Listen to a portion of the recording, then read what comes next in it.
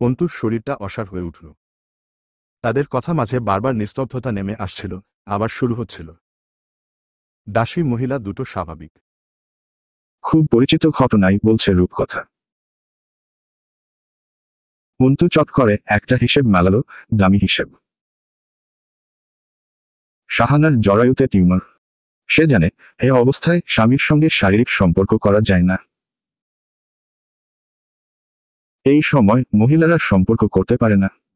এছাড়া ডাক্তারের নিষেধ থাকে। তাছাড়া সহ্য না করতে পারার একটা বিষয় থাকে। অতঃপর হঠাৎ হুমায়ুন পাটোয়ারির হাস্যোজ্জ্বল চেহারাটা মনে পড়ল অন্তুর। কথাটা ভাবতেই শরীরটা ঝিনিঝিন করে চাকুনি দিয়ে উঠল। অন্তুর মাথায় শুধু ঘুরছিল, আচ্ছা, পলাশ কি এই পৃথিবীতে একাই এমন নির্যাতনকারী? হামজারা কি একাই ক্ষমতালোভী? আর জয়েরাই শুধু এমন শক্তিশালী সামাজিক ব্যক্তিত্ব? আর নেই। অন্তত বাংলাদেশেই অসংখ্য রয়েছে। অন্তু এটা ভেবে নাক ছিটকাতো, এদের বাড়ির লোক কি করে? বউ, মেয়ে, এরা কি করে? রুখতে পারে না। ধারণাটা এত বাজেভাবে হারবে তা জানত কে? সে নিজেও তো এতগুলো দিনে বাড়ির বউ হয়ে এসেছে। পেরেছে নাকি ওই স্টোর রুম পেরিয়ে কাঠের দরজা ভেদ করতে, অথবা বাগানের পেছনে প্রাচীরের কাছের ওই লোহার গেটের ভেতরে ঢুকতে, হামজার বিরুদ্ধে বলতে, জয়কে থামাতে? বরং সে নিজেই অবরুদ্ধ, বন্দী। রূপকথারা এভাবেই মরতে মরতে বেঁচে আছে। আচ্ছা, এসব পুরুষদের সঙ্গিনীরা সবাই কি এমন শিকার? নাকি ব্যতিক্রম আছে? অন্তু রূপকথাকে বলেছিল, পলাশ ঘুমায় না, রান্নাঘরে বটি বা ছুরি থাকে না, হাতও তো আছে আপনার। রূপকথা হেসেছিল, কেবল পলাশের একটা মানসিক রোগের ব্যাপারে শুনলে। আর কত আছে? সে কি মানসিক রোগের ফ্যাক্টরি? স্বাভাবিক মানুষদের মতো ঘুম আসে না ওর। অর্থাৎ শরীরে স্বাভাবিকভাবে ঘুমিয়ে পড়ার হরমোন মেলাটোনিন ক্ষরণ হয় না দেহে। আর্টিফিশিয়ালি মেলাটোনিন পুশ করতে হয় দেহে।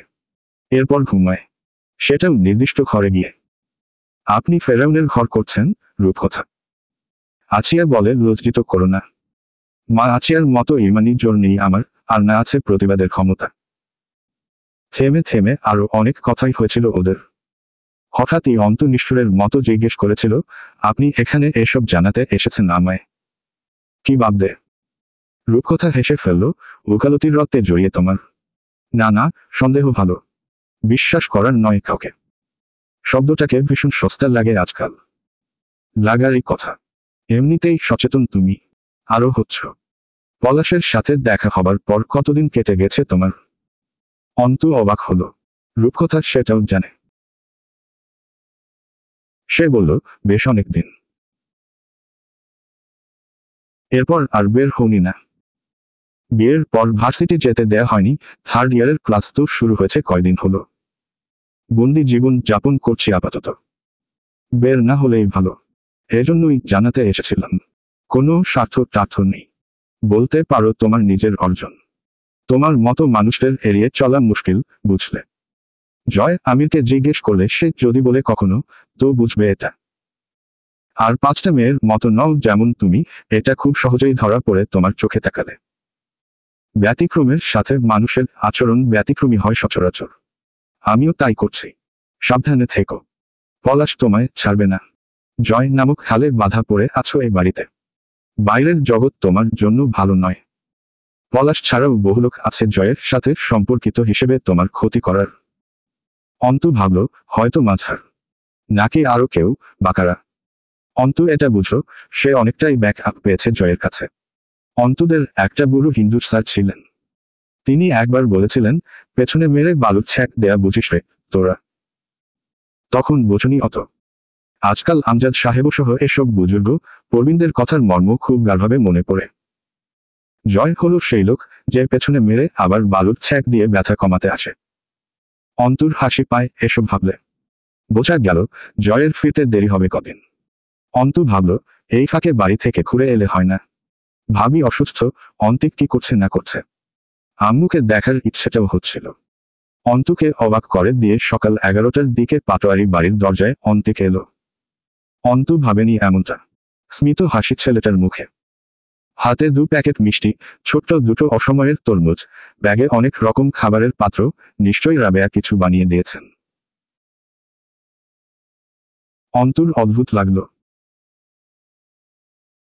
অন্তিক ছোট বোনকে দেখতে এসেছে তার শ্বশুরবাড়ি, সাথে এনেছে কুটুমবাড়ি আসার ঐতিহ্য। এই হাসিটা অনেকদিন দেখা হয়নি অন্তিকের চোখে। সে খুব হালকা এবং খুশি যেন। অন্তু বুঝতে পারল না তার কি করা উচিত। আব্বুর কথা মনে পড়ছিল খুব। অন্তিকের সাথে আব্বু থাকতে পারত নাকি? বুকটা হুহু করে ওঠে তার। একদম ভোলাই যায় না আব্বুকে। সবই খোদা তাআলারই ইশারা। রিমি খুব যত্ন করল অন্তিকের। দুপুরে না খাইয়ে যেতে দিল না। এত সব কিছু আনার জন্য ধমকালো। অন্তুর কিছু করতেই হলো না। যা সব রিমি সামলাচ্ছিল। যেন সে নিজের ভাইকে আপ্যায়ন করছে। যাবার সময় আচমকা অন্তিক বোনের হাতটা ধরল, অদ্ভুত গলায় বলল, ক্ষমা করিসনি না। ধরে রাখিনি। তুই এসেছিস, খুশি হয়েছি আমি। ভাবি ভালো আছে? আম্মু। অন্তিক একটা শপিং ব্যাগ ধরিয়ে দিল, এটা রাখো অন্ত। আমার নিজের রোজগারের টাকায় কেনা। সুদ বা অনৈতিকতা নেই একটুও। আমার খাতুনি রায় ফুড বেভারেজ কোম্পানির ড্রাইভারের চাকুরি পেয়েছে। অন্তু চেয়ে রইল অন্তিকের দিকে। কত বদলে গেছে অন্তিক। ঠিক সেই 5-7 বছর আগের অন্তিক। অন্তিক চোখের দিকে তাকিয়ে জিজ্ঞেস করল, তুই ভালো আছিস অন্ত? ভালো নেই। স্নান হেসে চেয়ে থাকে অন্ত। অন্তিক হাসল, ভাগ্যের পরিহাস। জানি না তো। তুই বলতে পারছি কি হচ্ছে এসব? দু ভাই বোনের বিদায়ের ক্ষণটাও অদ্ভুত ছিল। অন্তিককে এগিয়ে দিতে গেল না অন্ত। অথচ যেই না সিঁড়ি বেয়ে নেমে গেল, অন্ত দৌড়ে সিঁড়িঘরের জানালা খুলে দাঁড়ায়। রাস্তায় দেখা যাচ্ছিল অন্তিককে হেঁটে এগিয়ে যাচ্ছে। যতদূর দেখা গেল চেয়ে রইল। পেছনে এসে দাঁড়ায় রিমি। সে কাল সারারাত ধরে অন্তুর গল্প শুনছে। দুপুরে গোসল করে পরল সেই পোশাকটা। সে বুঝো, ভাবি বানিয়েছে জামাটা। মার্জিয়া টুকটাক ভালোই দর্জির কাজ জানে। বারবার আয়নার সামনে গিয়ে নিজেকে দেখছিল। বিয়ের পর বাপের বাড়ি থেকে আসা তোফা। রিমি মুগ্ধ চোখে দেখে বলল, খুব সুন্দর দেখাচ্ছে আপনাকে অন্তু। অন্তু চমকালো, এ বাড়িতে কে অন্তু ডাকত না থাকে। হুমায়ুন পাটোয়ারি শাহানাকে নিয়ে ফিরলেন বিকেলের দিকে। অন্তুর সামনে গেল না। ওর মনে হচ্ছিল ও বমি করে ফেলবে আর নয়তো হাত রক্তে ভিজে উঠবে। দিনের দুপুরের রক্তে হাত ধুতে নেই। তার হাত তো আর হামজার মতো দক্ষ নয়। তরুতুলির কাছে একা ছিল। রিমি সন্ধ্যার পর বেরিয়ে গেল ক্লিনিকের উদ্দেশ্যে। তরু একা একা সামলাতে পারবে না। সীমান্ত নিখোঁজ। এ নিয়ে চারদিকে তোলপাড় চলছে। পুলিশ ফোর্স নিয়ে চারদিকে খোঁজ চালাচ্ছে তারা। ঝন্টু সাহেব চেষ্টার ত্রুটি করছেন না। বোনের ছেলে গুম। প্রথম সন্দেহ পাটোয়ারি বাড়ি তাদের। কিন্তু হাতে ক্ষমতা না থাকলে সন্দেহ হতা। হামজাকে কল করে জিজ্ঞাসাবাদ করা হয়েছিল। সে বলেছে তার কাছে এসেছিল ঠিকই, তবে চলে গেছিল 10 মিনিট পরেই। এরপর আর দেখা হয়নি। সে মেয়র মানুষ। তাছাড়া দাপটি আলাদা। প্রশাসনের কর্মকর্তারা খুব বেশি জোর দিয়ে জিজ্ঞাসাবাদও করতে পারে না। অন্তু ঘরের দরজাটা ঈশার আজান পড়তেই আটকে দিল। তার মনে কিসের এক শঙ্কা জেগেছে। হুমায়ুন পাটোয়ারির মুখটা মনে পড়লেই বুকের ভেতর ছ্যাঁত করে উঠছে। শরীরে এক প্রকার শিহরণ টের পাচ্ছিল। রাতে খেতেও বের হলো না আর। শাহানা কতবার ডাকলেন। নামাজ পড়ে খেয়ে নেবে বলে কাটিয়ে দিল। এত বড় বাড়িতে ওরা 3 জন, তার মাঝেও ও একা। গা শিরশির করছিল। বেডসাইড টেবিলের ওপর পড়ে আছে জয়ের কাজুবাদামের পাত্রটা। সারা ঘরের দেয়ালে অনেক ছোট ছবি টাঙানো। ঘরের মধ্যে পায়চারি করতে করতে বারবার সেসবে চোখ পড়ে অন্তরাত্মা পুড়ে উঠছিল। আখির লাশটা চোখ থেকে সরছে না। বহুদিন ভুলে ছিল। তা তাজা হয়েছে। ত্বকের নিচে মাংসপেশিতে কেমন একটা অস্বস্তি বোধ হচ্ছিল, উত্তেজনায়। জয় যদি আখির শরীরের একটা ক্ষতর জন্য দায়ী হয়, অন্তু আলাদা করে ফেলল চট করে, এক কোপে ধর থেকে মাথাটা আলাদা করে ফেলবে সে জয়ের। আর হুমায়ুন পাটোয়ারের। হামজা, পলাশ ওরা কোথায়? এরা তো ওর নাগালের বাইরে। তাই বলে কি মাফ? রাত তখন 1টা বাজে। অন্তু তখনও উদাস পায়ে ঘরের মেঝেতে পায়চারি করছে। পা শিরশিরে, অসহ্য উত্তেজনা। রতে আগুন জ্বলছে, অথচ নারী মনে দ্বিধা। হুমায়ুন পাটোয়ারিকে নিজের সন্দেহের ওপরই এত ভয় লাগছিল। অন্য কেউ হলে হতো। মামা শ্বশুর মানুষ যদি নোংরা হাত অল্প বাড়ায় তার দিকে, অন্তর গাটা মৃগী রোগীদের মতো কাঁপুনি দিয়ে ওঠে। নিস্তব্ধ, অবরুদ্ধ রাত। ঘরের জানালা দরজা সব বন্ধ। তবুও অন্তর মনে হচ্ছিল কেউ যেন ওই দরজা ভেঙে এসে তার দিকে হাত বাড়াবে। সে এই ভয়টা প্রথম অনুভব করেছিল পলাশের রূপটোপে। জানালার বাইরে কেউ গুমড়ে উঠল না। অন্তর সজাগ হয়ে ওঠে। কোনো মানুষের চাপা খোঁত খোঁত আওয়াজ। গা ছমছমে লাগছিল, যেন কেউ কোনো জীবন্ত কারোর রক্ত পান করছে। জয়ের রুম সদর ঘরের শুরুর দিকেই। বাড়ির গরমটাই আজব। বাইরে থেকে একরকম, ভেতরটা অন্য কিছু। অন্তর মনে হলো নিচ থেকে গোমানি বা ধস্তাধস্তির আওয়াজ আসছে। পরে ভাবল বদ্ধ ঘর, বাতাসের ঘাটতির কারণে এমন ভোঁতা আওয়াজ কানে বাজছে। দোতলার সদর দরজায় টোকা পড়ছে এবার। অন্তর সচেতন হলো, এই মাঝরাতে কে এসেছে। জয়। দ্বিধায় ভুগতে ভুগতে এক সময় ড্রয়ার খুলে পছন্দমতো একটা ড্যাগার তুলে নিল হাতে। ছোটখাটো অস্ত্রাগারই বটে জয়ের রুমটা। দরজার সামনে গিয়ে মিনিট 5-এও ওপাশ থেকে জবাব পেল না মনমতো। যতবার জিজ্ঞেস করল কে, প্রতিবার অস্পষ্ট স্বরে শুনতে পেল খোল। জয়। তুমি সম্বোধন ব্যাপারটি খুব গোলমাল তৈরি করল। ড্যাগার হাতে উঁচিয়ে ধরে দরজা খুলতেই কেউ একজন হুড়মুড়িয়ে ঢুকে দরজা আটকে তবে পেছনে ফিরল। অন্তু তখনও ড্যাগার নিয়ে প্রস্তুত, অথচ আগন্তুকের মাঝে তাকে আক্রমণ করার কোনো তাড়া নেই। অন্তু অবাক হল। মুখটা কালো হাজির রুমালে বাঁধা। কালো জ্যাকেট, কালো প্যান্ট, হাই বুট জুতো পায়ে, হাতে কালো গ্লাভস। শরীরের শুধুমাত্র চোখ এবং মাথাভর্তি ঘন চুল ছাড়া কিছু দেখতে পাবার উপায় নেই। চোখের মনি ডাইনিং স্পেসের ডিম লাইটের আলোয় জ্বলজ্বল করছিল। অন্তু পেছনে ফিরে দেখল হুমায়ুন সাহেবের রুমের দরজা এখনো ভেতর থেকে বন্ধ। গভীর ঘুম। অন্তু শক্ত করে জিজ্ঞেস করল, কে আপনি? আগন্তুক ঠিক জয়ের মাফিক লম্বা। আশপাশ দেখে নিয়ে বলল, আপনি জয় আমিরের স্ত্রী, সঠিক ধরেছি। ভরাট স্বর, গমগমে তেজ যেন কণ্ঠের রাগায়। অন্তু সে জবাব না দিয়ে বলল, আপনি কে? এভাবে ডাকাত অথবা আততায়ীর মতো কারো অন্দরে প্রবেশ করাটা অভদ্রতা বোধ হয়। তাহলে আমি আজ ভদ্রলোক নই। ভদ্রলোক হবার যুগ নয় এটা। পথ ছাড়ুন। উদ্দেশ্য না জেনে ভেতরে যেতে দেবার নয়। কে আপনি, জবাব দিন। উদ্দেশ্য জানলে যেতে দেবেন এমনটাও মনে করছি না। কেন এসেছেন এখানে? সোজা জবাব দিন। আমার মনে হয় না আপনি আমায় আসলেই রোধ করতে চাইছেন। কারণ আপনি নিশ্চিত এতক্ষণে আমি আপনার বিশেষ ক্ষতি করব না।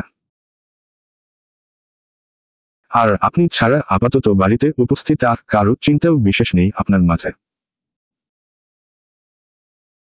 হুঁশিয়ারি করছেন? ধারণা করছি। সময় কম হাতে, সরে দাঁড়ান। ভেতরে কি কাজ আপনার? আপনার মামা শ্বশুরের ঘরটা কোন দিকে? ঘরটা দেখিয়ে দিন। অন্তু ভ্রু জোড়াল। তার ষষ্ঠ ইন্দ্রিয় তাকে কিছু ইঙ্গিত দিচ্ছিল যেন। আগন্তুককে তার কেন জানি ভয় লাগছিল না আশ্চর্যজনকভাবে। এত কড়া পাহারার পর লোকটা দোতলায় উঠে এসেছে, অথচ কোনো আক্রমণাত্মক অভিব্যক্তি নেই। আজব। আগন্তুক অন্তুকে বলল, আসুন আমার সঙ্গে। হুমায়ুন সাহেবের দরজার সম্মুখে দাঁড়িয়ে বলল, ডাকুন। অন্তু ডাকল। আগন্তুক দরজার সামনের থেকে সরে একপাশে দাঁড়াল। যেই না হুমায়ুন সাহেব দরজা খুললেন, অমনি পা বাড়িয়ে ঘরের ভেতরে ঢুকে পড়ল হুড়হুড় করে। হুমায়ুন সাহেব চমকে বলল, কে রে? কে তুমি? কে কে কে এইটা? আমিন। বসুন, চাচা। উত্তেজিত হবেন না। ভেতরে এসে বসুন। শাহানা হইচই শুরু করে দিলেন। আগন্তুক বলল, চাচিমা, আপনি ব্যস্ত হবেন না। আমি অসময়ে এসেছি ঠিকই, তবে আমার কাছে এটাই সময়। হুমায়ুন সাহেব তাকিতুকি করছেন। বোধহয় অস্ত্রশস্ত্র কিছু খুঁজছেন। আগন্তুক বলল, আমি একটা গল্প শুনতে এলাম আপনার কাছে। আল্লাহ পাক আমাকে সবর দিয়েছেন, আমি তার কাছে আরও সবর প্রার্থনা করছি।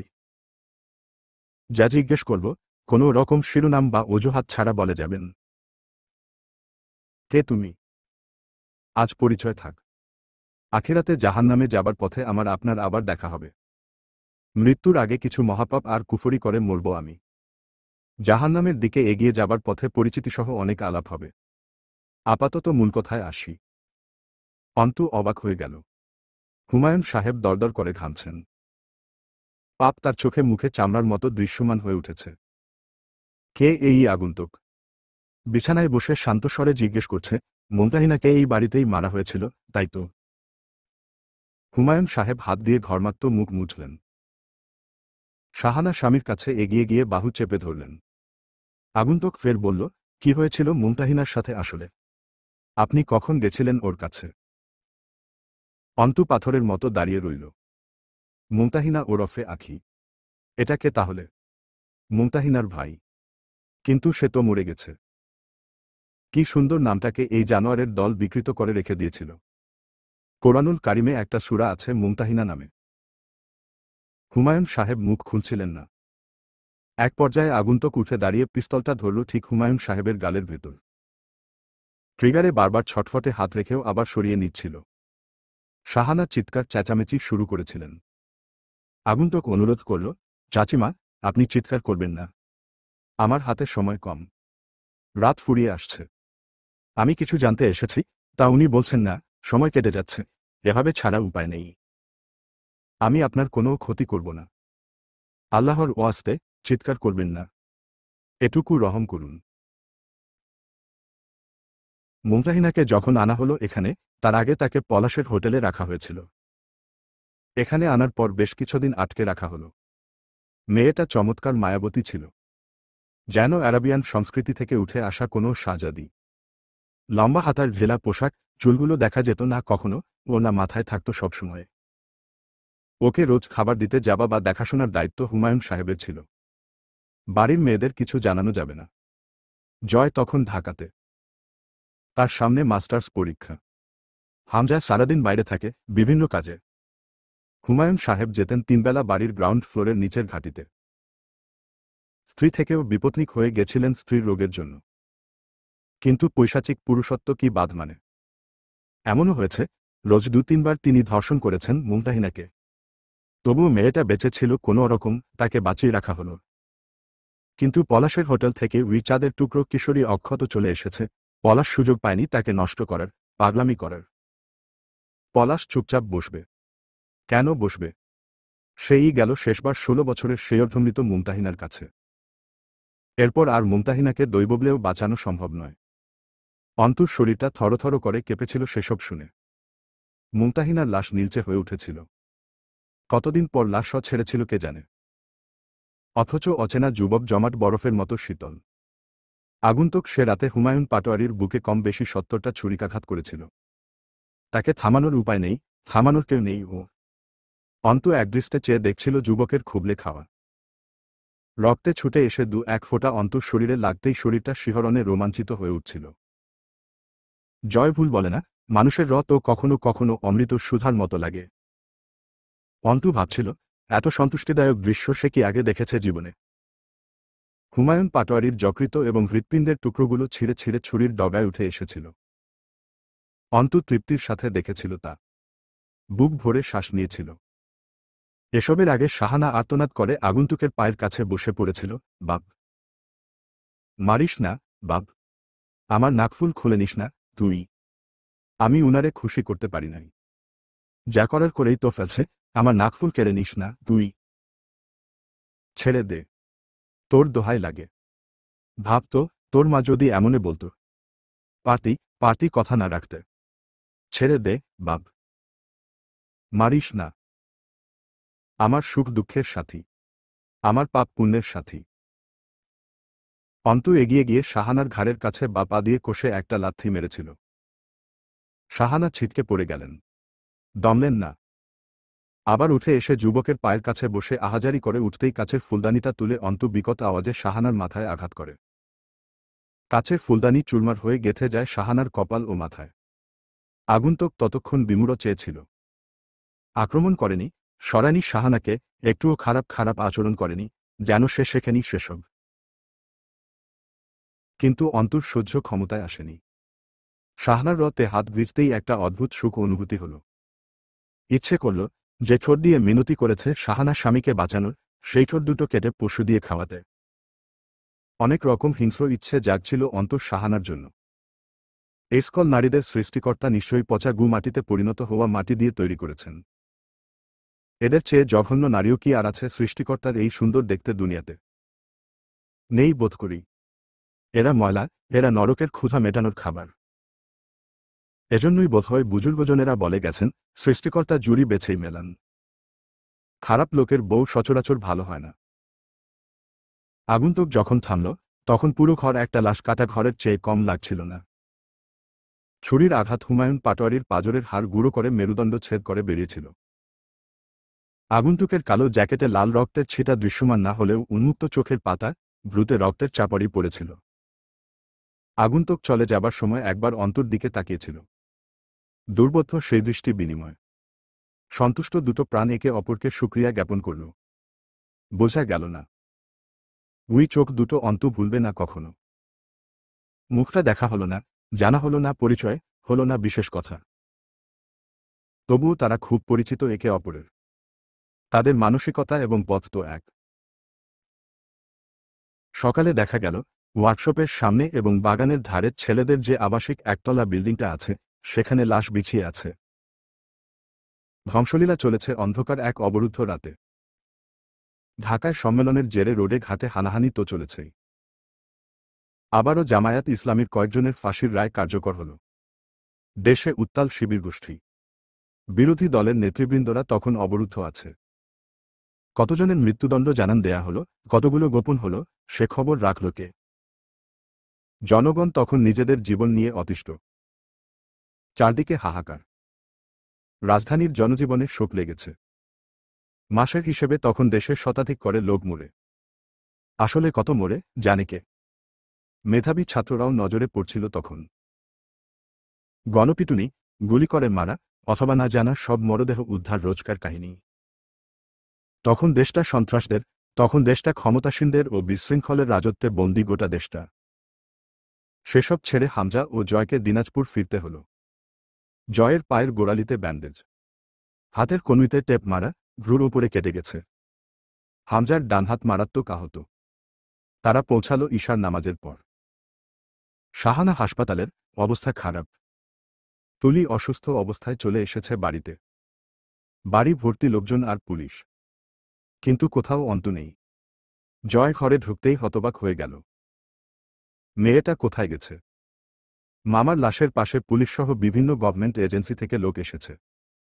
মেয়রের বাড়িতে মেয়রের তারই বাবার এমন নৃশংস হত্যাকাণ্ড। সেসব ফেলে জয় ছুটল অন্তুকে খুঁজতে।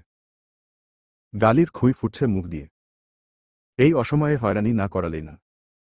অন্তুদের বাড়িতে গিয়ে যখন জানল অন্তু যায় ইনি সেখানে, তখন টনক নড়ল। বকে উঠল, শালীর মেয়ে। পেরেশানি ছাড়া আর কিছু করাল না জীবনে। কোথায় যেতে পারে? এমন কোনো জায়গা নেই যেখানে অন্তুর মতো ঘরবন্দি মেয়ে যেতে পারে। হন্য হয়ে চারদিকে খুঁজল। কোথায় খুঁজবে এই রাতের বেলা মেয়েটাকে? মাথা গরম হয়ে উঠছিল। গোটা শহর ঘুরল। এতক্ষণের উত্তেজনা শেষে চট করে মাথায় এলো, খুনিরা অন্তুর কোনো ক্ষতি করেনি তো। ঘড়িতে রাত 12টা। শেয়াল আর ঝিঝি পোকার ডাক কবরস্থানের এই নিশুতি নীরবতায় গা ছমছমে একটা পরিবেশ তৈরি করেছে। জয় খাদেমকে খুঁজে পেল না। শরীরের ব্যথাগুলো টনটন করছে। শরীরটা ছোট হয়ে গেছে, ক্ষত বেশি এই জীবনে। এমন কোনো স্থান কি বাকি আছে যেখানে ক্ষতর দাগ নেই? জয় হুটহাট ভাবে, গায়ের ব্যথার কথা আমিন জানলে এখন বলতো। নিশ্চয়ই বলতো, কর্ম অনুযায়ী ফল পেয়েছেন। আঘাত কেউ অকারণে করেনি নিশ্চয়ই আপনাকে। দীর্ঘশ্বাস গোপন করে এদিক ওদিক তাকালো। এখানে না পেলে কোথায় খুঁজবে? মনে মনে ঠিক করল, দেখা হওয়া মাত্র কান ছাড়ার ওপর কষে একটা ঘুষি মারবে। এখানে এলেও আসলে যে এখানে আসার উদ্দেশ্যে বাড়ি থেকে বের হয়নি, এটা নিশ্চিত সে। কবরস্থানের গেটটা এত রাতেও খোলা। জয় সন্দেহমাফিক এগিয়ে গিয়ে আশানুরূপ দৃশ্যটাই দেখল। অন্টু কবরস্থানের গেটের কাছে হাঁটু ভেঙে বসে অনুরোধ করছে খাদেদের কাছে, চাচা, একটাবার আব্বুর কবরের কাছে যেতে দিন। আমি আব্বুর সাথে দুটো কথা বলেই চলে আসব। দোয়া এখানে দাঁড়িয়েই করব। কথা দিচ্ছি। পেছনে থেকে অন্তুকে চিনতে এক রত্তিও ভুল হল না জয়ের। দম ছাড়ল এবার। অবুজের এই আবদারে খাদেম ব্যথিত কণ্ঠে বললেন, মারে। এত করে বলা লাগতো না আমারে। কিন্তু কবরের সীমানায় তোদের মায়ের জাতদের ঢুকতে নেই যে। অন্তু ঝোড়ো ঝোড়ো করে কেঁদে ফেলে। জয় গিয়ে সামনে বসল। অন্তুর মানসিক অবস্থা দিন দিন বিগড়ে অপ্রকৃতস্থ হয়ে উঠছে। সে উঠে দাঁড়িয়ে বলল, চাচা, আজ চলুন নীতি ভাঙ্গি। আমি সাথে করে নিয়ে যাচ্ছি ওকে। 2 মিনিটে ফিরব। খাদেমের নিষেধ শোনার লোক না জয়।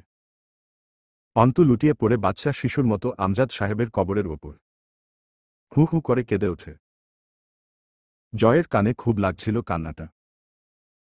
কি যে করুন সে ঈশ্বর এই নির্জন রাতে বাপের কবরে পড়ে মেয়ের কান্না। নিয়ম মানে না মায়া, না মানে রীতি। অন্তুকে টেনে উঠানো যাচ্ছিল না। জয় আপাতত ভুলে গেল সমস্ত হিংস্রতা যা এতক্ষণে অন্তুর ওপর জন্মেছিল। হাঁটু মুড়ে সামনে বসে বলল, আমিন। রাত হয়েছে। কখন এসেছ এখানে? কোথাও গেছিলে তুমি? কোথায় তা এখন জানতে চাইলাম না। এমন একটা পরিস্থিতি, পারছি না টেনে একটা থাপ্পড় লাগাতে। আর কত জ্বালাবে আমায়? ওদিকে কেয়ামত হয়ে যাচ্ছে। চলো, আবার আনবো তোমায়। অন্তু হাত ছড়িয়ে নিল। জয় বসে থাকে চুপচাপ। শরীরটা ব্যথা। কি যে দৌড় ঝাঁপ গেছে শরীরটার ওপর। দুজন মিলে দোয়া করল কবরের পাশে দাঁড়িয়ে। জাভেদ আমিরের লাশ পাওয়া গেছিল না। জয়ের তা মনে পড়ল। এখানে তার লাশ থাকলে সে কি আসত জিয়ারত করতে? সে তো এসব শেখেনি অন্তুর মতো। পাপী সে। তার প্রার্থনা রব কবুল করে। রোডে পলাশের বাহিনীর সাথে দেখা হল। তাদের পায়তারায় স্পষ্ট, আজ পারলে জয়কেও ছাড়বে না। পিষে রেখে যাবে। হামজার ভয় পাবে না আজ, অর্ডার আছে এমন। জয় মিটমাট করার চেষ্টা করল, পারল না যখন পিস্তল বের করতে হল। তাতেও ভয় পেত না বোধ করি। কিন্তু কিছু ডিল, কিছু স্বার্থ। হুমায়ুন পাটোয়ারির লাশ সব পচন ধরেছে, তবু তদন্ত ফুরায়নি। হামজাকে বহুবার জিজ্ঞেস করা হলো, আপনার বাড়িতে কার এত বড় সাহস? এ বাড়ির পাহারা ও নিরাপত্তা। বাড়িতে থই থই করছিল বিভিন্ন তদন্ত সংস্থার লোক। জয়, হামজা চুপ। তাদের কাছে জবাব নেই, তবে ব্যাখ্যা আছে। বিশ্বব্যাংকেও ডাকাতি হয়, অর্থাৎ সেরকম ডাকাতও আছে। হবে হামজাদের বাড়ি খুব ক্ষমতায় ঘেরা। কিন্তু সেই ক্ষমতার সাথে টক্কর দিতে পারা লোকটাই তো হয় প্রতিদ্বন্দ্বী। এ আর অবাক হবার কি? প্রতিদ্বন্দ্বী কি কখনো দুর্বল হয়? বাহিনী বিশাল ছিল। কিন্তু অন্তু বলল, ওপরে শুধু একজন এসেছিল। নিচের ধস্তাধস্তিও সে শুনেছে। এরপর আর জবাব নেই। জয় কোনো প্রশ্ন করল না। সে তার বউকে যেন মুক্ত করে রেখেছে। সারাদিন আইনি কর্মকর্তাদের আনাগোনা। মেয়রকে টপকে অন্তুকে তারা প্রশ্ন করতে কমই সুযোগ পেল। তার ওপর অন্তু কথা বলছিল না। সে পারমাণবিক বোমার মতো। ওকে প্রশ্ন করতে দিল, ঢাকনা খুলে যাবে।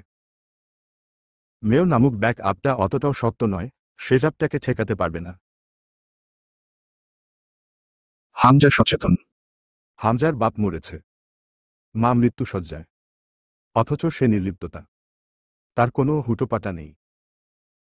মানুষ যখন অমানুষিকতার উঁচু পর্যায়ে চলে যায়, দুনিয়ার পার্থিব মায়া ব্যাপারটা বুঝি ঘোলা হয়ে আসে। সময় পেয়ে জয় শান্তস্বরে অন্তুকে জিজ্ঞেস করল, কোথায় গেছিলে? আব্বুর কবরখানা জিয়ারত করতে। জয় শান্ত চোখে তাকাল, আমি, জয় আমির। বুঝে চুপ থাকা লোককে তুচ্ছজ্ঞান করতে নেই, আমিন। 27-এ জন্মায়নি আমি। পূর্ণ 10 মাস পেটে থেকে জন্মেছিলাম। আমি কোথায় গেছিলাম, সেটা তেমন জরুরি কিছু না। তবু যদি জানতে চান, আমার একটা শর্ত আছে। সুযোগ লুফে নেয়া ভালো। কি শর্ত? আপনাদের ওই গোপন ঘরের চাবি কার কাছে থাকে? এটা জানতে চাই। গণ্ডির বাইরে মৃত্যু থাকে, আমিন। তা পার করো না। তোমায় মারতে আমার খুব বেশি কষ্ট হবে না। ঠিক আছে, তাহলে বাদ দিন। আমি কিছু জিজ্ঞেস করেছি। আমিও তো শর্ত দিলাম। চাবি চাইছি না তো, শুধু জানতে চাইছি চাবি থাকে কোথায়। বিশেষ কিছুই নেই ওই ঘরে। তুমি কখনো যাওনি, তাই এত কৌতূহল। যা জিজ্ঞেস করছি জবাব দাও, নয়তো একটানে কণ্ঠনালী ছিঁড়ে আনব। ধৈর্য নেই আমার। অন্তু চুপ। জয় অধৈর্য হয়ে এগিয়ে আসতেই অন্তু চট করে হাতে কাচের লম্বা ভারী পারফিউমের কৌটা তুলে নিল। জয় হতবাক হয়ে যায়। অন্তু বলল, মৃত্যুটা বিষয় না, কিন্তু কারো ক্ষমতার দাপট দেখাটা অন্যায়। ক্ষমতার দাপট নিয়ে কাছে আসলে জান না নিয়ে ছাড়ব না। জয় বালতি কেটে অন্তুর বাহুর নিচে হাত গলিয়ে সোজা অন্তুর চুলের মুঠি চেপে ধরল। মেয়েরা কাতেই এক জায়গায়। হাত শিথিল হতেই কাচের কৌটা কেড়ে নিয়ে ভেঙে ফেলল জয়। বলল, দুঃসাহস কতখানি তোর কলিজায়, আমিন। একদিন কলজেটা বের করে ওজন করে দেখব। আল্লাহ আপনার ইচ্ছা পূরণ করুন। কোথায় গেছিলে? চাবি কোথায়? কোথায় গেছিলে? চাবি। উচ্চারণ করতে পারে না অন্তু। একটা গাঢ় চুমু খেয়ে বসে জয়। অন্তু কোষে দুটো আঘাত করল বুকের ওপর, জয় নিরুদ্বেগ। লম্বা সময় পর অন্তুকে ছেড়ে বলল, এর চেয়েও খারাপ কিছু করি, তার আগে প্রশ্নের উত্তর দাও। যে লোকটা এসেছিল, ওর সাথে কি কথা হয়েছে তোমার? আমরা না থাকা অবস্থায় বাড়িতে কি কি হয়েছে? অনেক কিছু হয়েছে। লোকটার ব্যাপারে বল। খুব দরকার আমার। বছরের পর বছর ধরে যাকে খুঁজছি, সে বাড়িতে এসে ঘুরে গেছে। বল বল, কি জানিস ওর ব্যাপারে? সাহায্য কেন করেছিস? জয়কে অন্তর্যামী মনে হল। কিছুই জানি না। কথা হয়নি, তবে আমি সাহায্য করেছিলাম আপনার মামাকে নরকে পাঠাতে। এ নিয়ে কোনো দ্বিধা তো নেই আপনার। এবার বলুন, চাবি কোথায় রাখা হয়? এত জেদ তোর? এত জেদ কেন তোর? এত সাহস কোথায় পাস, বান্দির বাচ্চা? অন্তুকে বিছানায় ফেলে বুকের ওপর উঠে বসল জয়।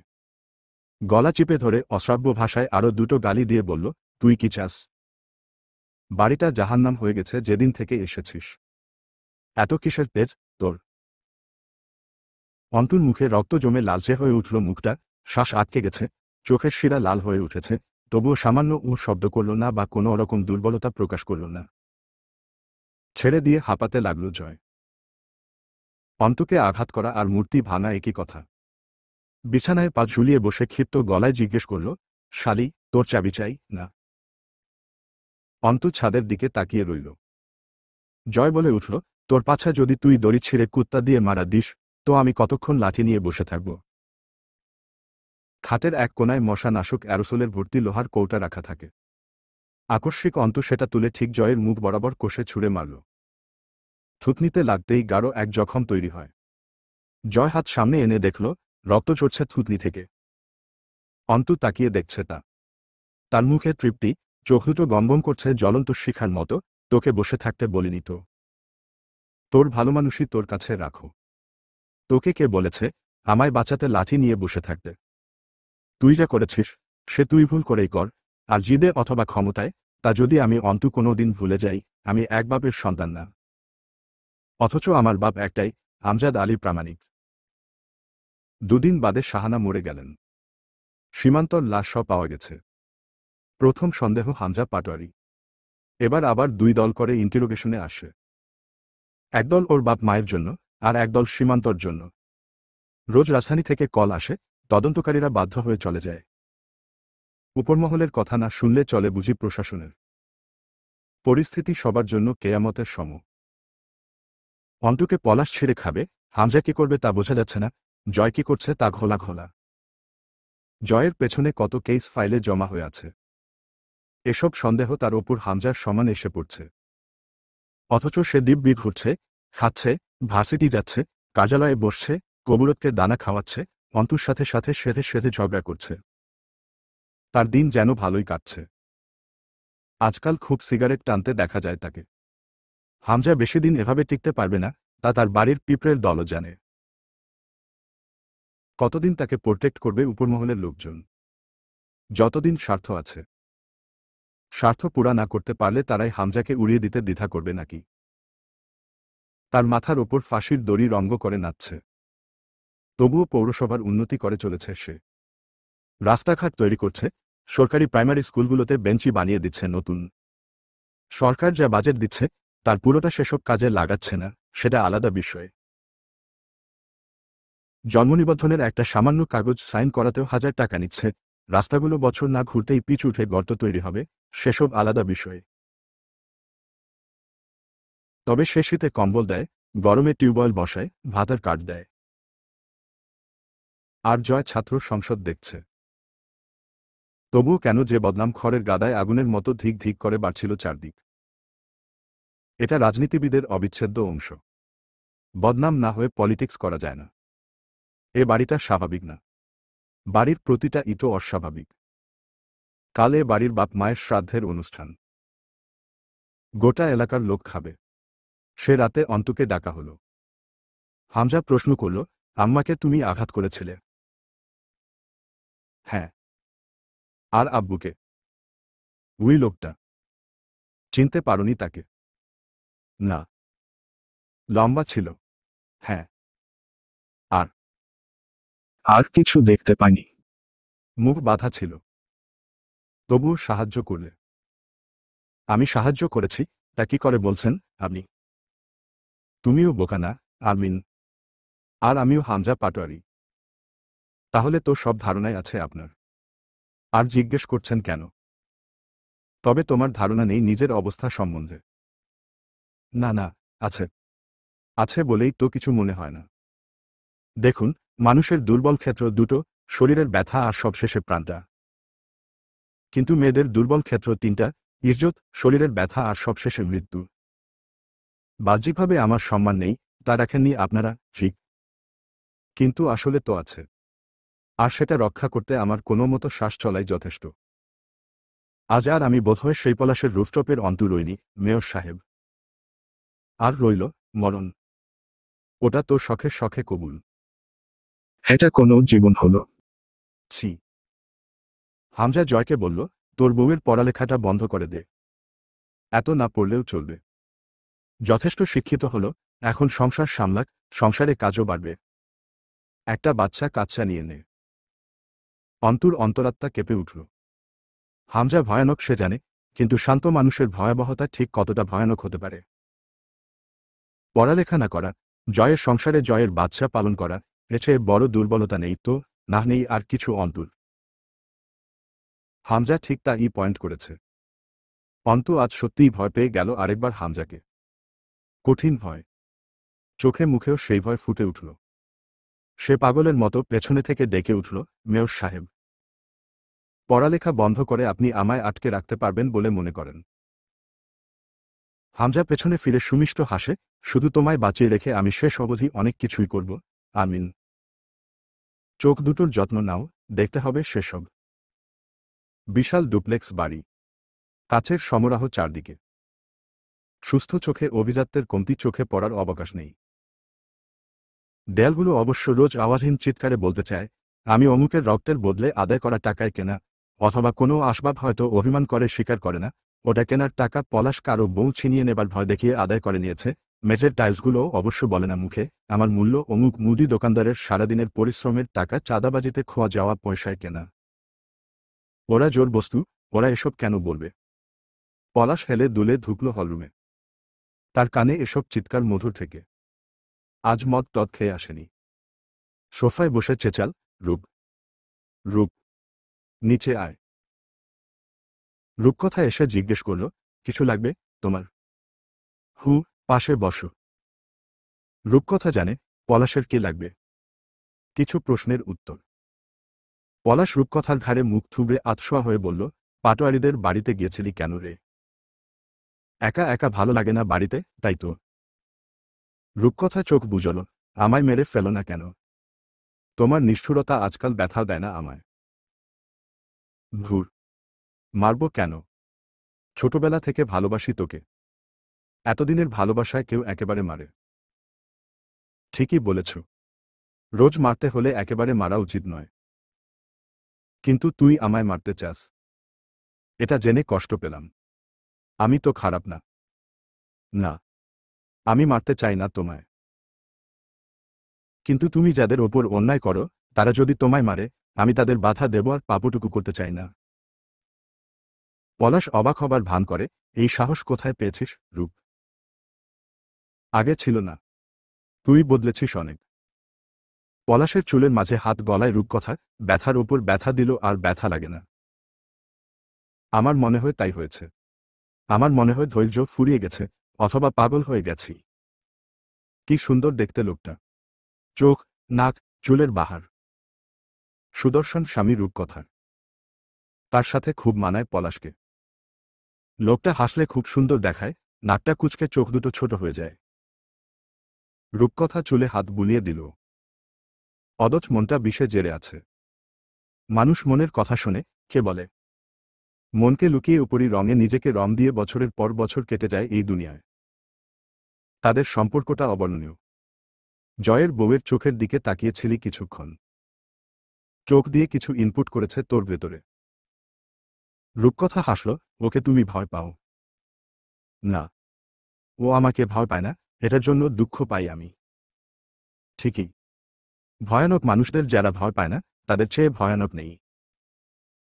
তুই কি ওর মতো হতে চাচ্ছিস? সোজা হয়ে বসে রূপকথার পেট জড়িয়ে ধরে পলাশ। এই সুন্দর শরীরে হাজারো শুকনো ক্ষত, চাইলেই কি সম্ভব? আমি তো তোমার শিকার। 6 বছরের বিবাহিত জীবনে মনুষ্যত্বহীন কুকুরে পরিণত হয়েছি। আমি নোংরা। আমি কেন ওর মতো হতে যাব? তুই প্রতিবাদ করছিস রূপ? আগে করতি না। না, করছি না। সে সাধ্যই আমার নেই। তবে আজকাল আশা রাখি, খুব তাড়াতাড়ি মুক্ত হব আমি। না, হবি না। আমি এত দুর্বল না। গোড়া থেকে উপড়ে ফেলবো একদম সবকটাকে। তুই চিন্তা করিস না, তুই মুক্তি পাবি না। আবারও এক নারকীয় রাত। অনেকদিন পরেই। আজ মেয়ে আনেনি পলাশ। মানসিক বিশেষজ্ঞ একবার বলেছিলেন, অধিকাংশ সাইকো খুব লজিক্যাল এবং কুল হয়। বদমেজাজও এক প্রকার সাইকোপ্যাথ, তবে সেটা হালকা, ভয়ানক নয়।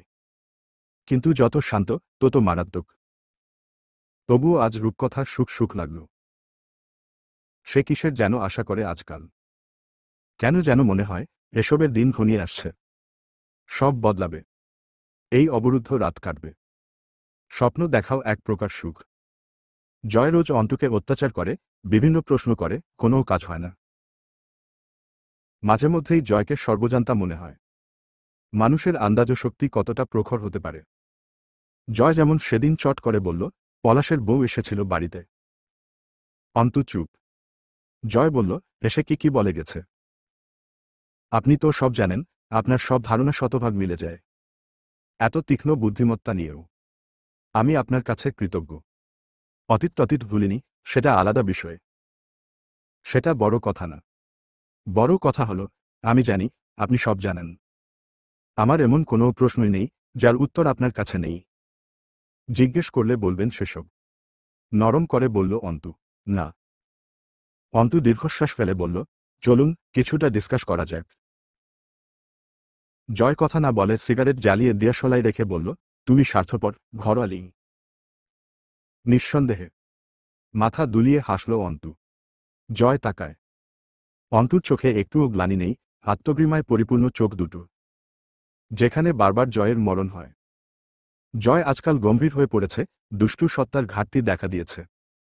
সেসব ভেঙে আজ হেসে ফেলে গান গেয়ে উঠল। দুই নয়নে তোমায় দেখে নেশা কাটে না, দেখার আশা মেটে না। হাজার নয়ন দাও না আমায়, লক্ষ নয়ন দাও না, এক হৃদয়। আর গাইল না, চট করে থেমে গেল। অন্তু নির্লিপ্ততা। জয় কাছে এগিয়ে এসে দাঁড়িয়ে মন্ত্রপুতের মতো চোখের ভাব করে বলল, আমার কাছে যদি একটা মন থাকত না।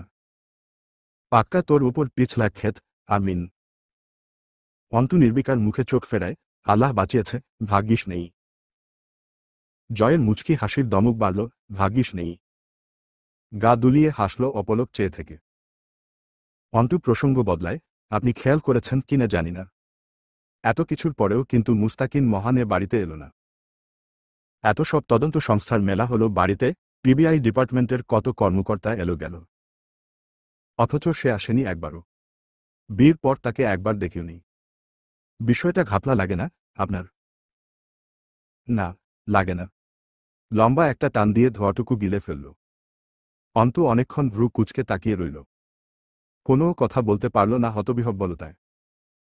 জয়জিনে আছর করা লোকের মতো গটগট করে বলল, তুমি সেদিন মুস্তাকিনের সাথে দেখা করতেই বের হয়েছিলে বাড়ি থেকে। তার বাড়িতে দেখলে, পিবিআই অফিসে দেখলে, কোথাও পেলে না। এরপর পলাশের ছেলেদের তারাও খেয়েছিলে রাস্তায়। এরপর আরও কোথাও গেছিলে, বলছো না। সেটা কোথায়? অন্তু হতবুদ্ধি হয়ে গেল। আপনার ঘাড়ে জিন চালান করা আছে। সবটা আন্দাজ। এত নিখুঁতভাবে কিভাবে সম্ভব? জয় হাসল, তো গাল ভর্তি ধোয়া বাতাসে মিশল। হাসি চওড়া করে বলল, অভিজ্ঞতা বেশি আমার, বারবারই তো বলি। তুমি এই যে ছুটছ কৌতূহলের পেছনে, একদিন তুমি আমার চেয়েও বেশি ভয়ানক হয়ে উঠবে, ঘরোয়ালি। আমি বুঝি তোমাকে। আমিও বুঝি আপনাকে। আমি জানি। তাই তো দূরত্ব মেটে না। না মিটুক কখনোই। জয় অন্তুর দিকে চোখ তুলে অস্পষ্ট হাসে, না মিটুক। সকাল সকাল জয়ের ফোন বাজছে। অন্তু রান্নাঘর থেকে ছুটে এলো। অথচ জয় তখনও বেঘরে ঘুমাচ্ছে। উপুর হয়ে ঘুমায় জয়। অন্তু দুবার ডাকল, জয়। জয় আমির। আপনার ফোন বাজছে। গরম খুন্তির শেক দিয়ে ঘুম ভাঙাতে হবে। নাকি মরে টরে গেলেন? না, জীবিত। চোখ খুলল জয়। ফোন হাতে নিয়ে স্ক্রিনে তাকিয়ে আবার ফিরিয়ে দিল অন্তুকে, তোমার ভাবি। কথা কও। ভ্রু জোড়ায় অন্তু, নম্বর কোথায় পেলেন? সেদিন তোমায় খুঁজতে গিয়ে নিয়েছিলাম। মার্জিয়া কথা বলতে পারছিল না। কণ্ঠস্বর দিয়ে রীতিমতো ফুপড়ি উঠছে। অন্তু স্পিকার লাউডে দিয়ে বলল, কি হয়েছে? কি হয়েছে, ভাবি? তোমার ভাই। তোমার ভাইয়ের গাড়ি। অন্তু, কারা জানি তোমার ভাইয়ের গাড়ি পিষে দিয়ে গেছে। অন্তু। কেউ একজন কেড়ে নিল ফোন। ভালোভাবে বলল, অন্তু, তোর ভাইয়ের নারী ভুড়ি সব রাস্তায় রাস্তায়। কোম্পানির গাড়ি ছানাব্রোয়া হয়ে গেছে। আগুনে পুড়ে ছাই। অন্তিক খণ্ড খণ্ড হয়ে গেছে। অন্তু। জয় দীর্ঘশ্বাস ফেলে উঠে বসল।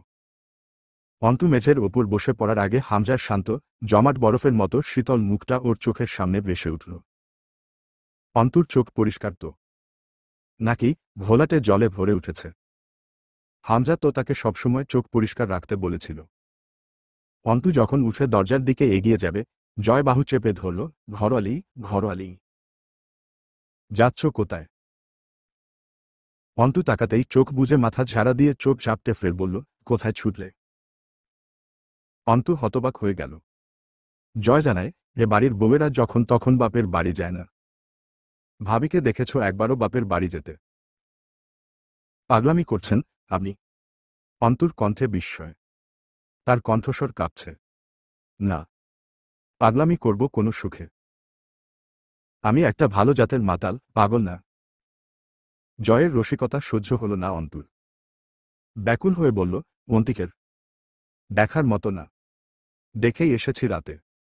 অন্তু তরিতাহতের মতো ছিটকে তাকায়। জয় অপ্রস্তুত হবার নাটক করে যেন, ভ্রু উঁচিয়ে ঠোঁট বেঁকিয়ে ঘাড় চুলকায়।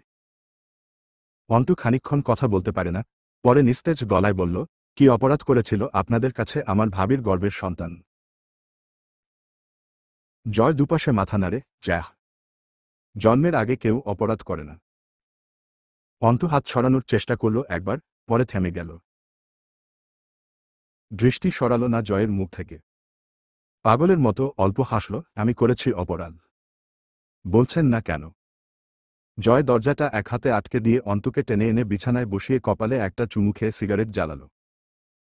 অন্তু বিছানায় আঘাত করে হাত দিয়ে, শিব। অপরাধ করলাম আমি, আর ওই বাচ্চাটা দুনিয়ায় এসে বাপকে দেখবে না। Damn, damn, damn. Damn on me. টুপ টুপ করে কয় ফোঁটা পানি পড়ে বিছানায়।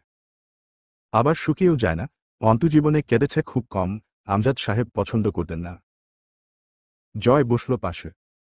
অন্তু জিজ্ঞেস করে, আমাকে যেতে দেবেন না ওই বাড়ি? না, তোমার একটু রিল্যাক্স দরকার। কিছুদিনের দৌড়ঝাঁপে ক্লান্ত তুমি। হামজা ভাই এতক্ষণে চলে গেছে, গিয়ে বলেও দিয়েছে হয়তো তুমি যাবে না। অন্তিকের ওপর রাগ তোমার, ঠিক না? অন্তুল মেঝের দিকে তাকিয়ে যান্ত্রিক গলায় বলে, হ্যাঁ ঠিক, কিন্তু ওর সন্তানের ওপর ছিল না, জানেন? তা সত্ত্বেও ওর সাথে আমি পাপ করে ফেলেছি, আমার ক্ষমা নেই। জয় সিগারেটে টান দেয়, ওসব কাটাছেড়া দেখতে পারবে না তুমি। আচ্ছা, দেখতে যাব না ওসব। তোতাপাখিকে শেখানো বুলির মতো বলে অন্তু। জয় মেঝের দিকে ঝুঁকে বসে সিগারেটের আগায় টোকা দিয়ে জমাট ছাই ফেলে মেঝেতে। হামজার কল আসছে বারবার, তারা দুজন মরা বাড়ি যাবে, কত কাজ পড়ে আছে তাদের। অন্তু আস্তে করে উচ্চারণ করে, কেন? খানিক সময় নেয় জয়, তারপর বলে, রাজনীতি পুরোটাই একটা নীতির ভাণ্ডার, ঘরোয়ালি। হোক তা দুর্নীতি অথবা সুনীতি। নীতি, তার মাঝে মেজর একটা নীতি কি জানো? জনগণকে কাবু রাখা। কিন্তু আমাদের দ্বারা কখনোই সম্ভব না জনগণের মন জিতে তাদের হাতে রাখা। তাহলে উপায়? কিন্তু হাতে তো রাখতে হবে। দীর্ঘশ্বাস ফেলল, ভয়। এটা কার্যকর। জনগণের মনে যতদিন আমাদের জন্য কলজে কাপা ভয় আছে, ততদিন আমরা আছি। ওটা পুঁজি আমাদের। তোমার ভেতরে তা নেই হয়ে যাচ্ছিল। বিদ্রোহী আর রাজ প্রতিদ্বন্দ্বীরা জানের ভয়হীন হয়। তাই বলে কি এদের কাবু করার জায়গা নেই? থাকে। এদের পরিবার। একটু থেমে বলে, আমি বলেছিলাম তোমার পরিবারকে আঘাত করতে দুঃখ পাবো আমি। অন্তিককে আঘাত করার সময় খারাপ লেগেছিল আমার। তোমার ভাবি গর্ভবতী, অসহায় মা। জেদ কি ভালো কিছু বই আনে? আমিন। ঠোঁট একপাশে বাঁকা করে চ্যাঁ চ্যাঁ শব্দ করে মাথা দোলায় জয়। অন্তু মন্ত্রপুতের মতো দুপাশে মাথা নেড়ে সম্মতি দেয়, না, ভালো কিছু বই আনে না। খুব খারাপ অবধি যায়। আমি আমি আমার অপরাধগুলো সব গুলিয়ে ফেলেছি, মনে করান তো পাপগুলো, মনে পড়ে না পাপ। তবে এত বড় বড় দাম যখন দিচ্ছি, কিছু তো করেছি। কি? তোমার ভয়হীনতা। হ্যান্ডপ্রেসিং বলটা হাতে নিয়ে ঘুরিয়ে ফিরিয়ে দেখে বলল, হামজা ভাই আর আমার পথ একটা, গন্তব্য দুটো। বিষয়টা এমন, এক রাস্তার মিলিত মোড়ের ওপর লাগোয়া দুটো বাড়ি। আমি যাব একটাতে, হামজা ভাই অপরটায়। কিন্তু পথ তো একটাই, একই স্থানে। সেখানে তুমি একটা ব্যারিকেড। হয় সেটা সরিয়ে দিতে হবে, নয়তো আধহানা করে পথ ক্লিয়ার করতে হবে। তোমার নিজস্ব দুর্বলতা নেই, কিন্তু তোমার ভাবি, মা। তাছাড়া অন্তিক আমার আর হামজা ভাইয়ের বিরুদ্ধে নারী নির্যাতনের মামলা করেছিল।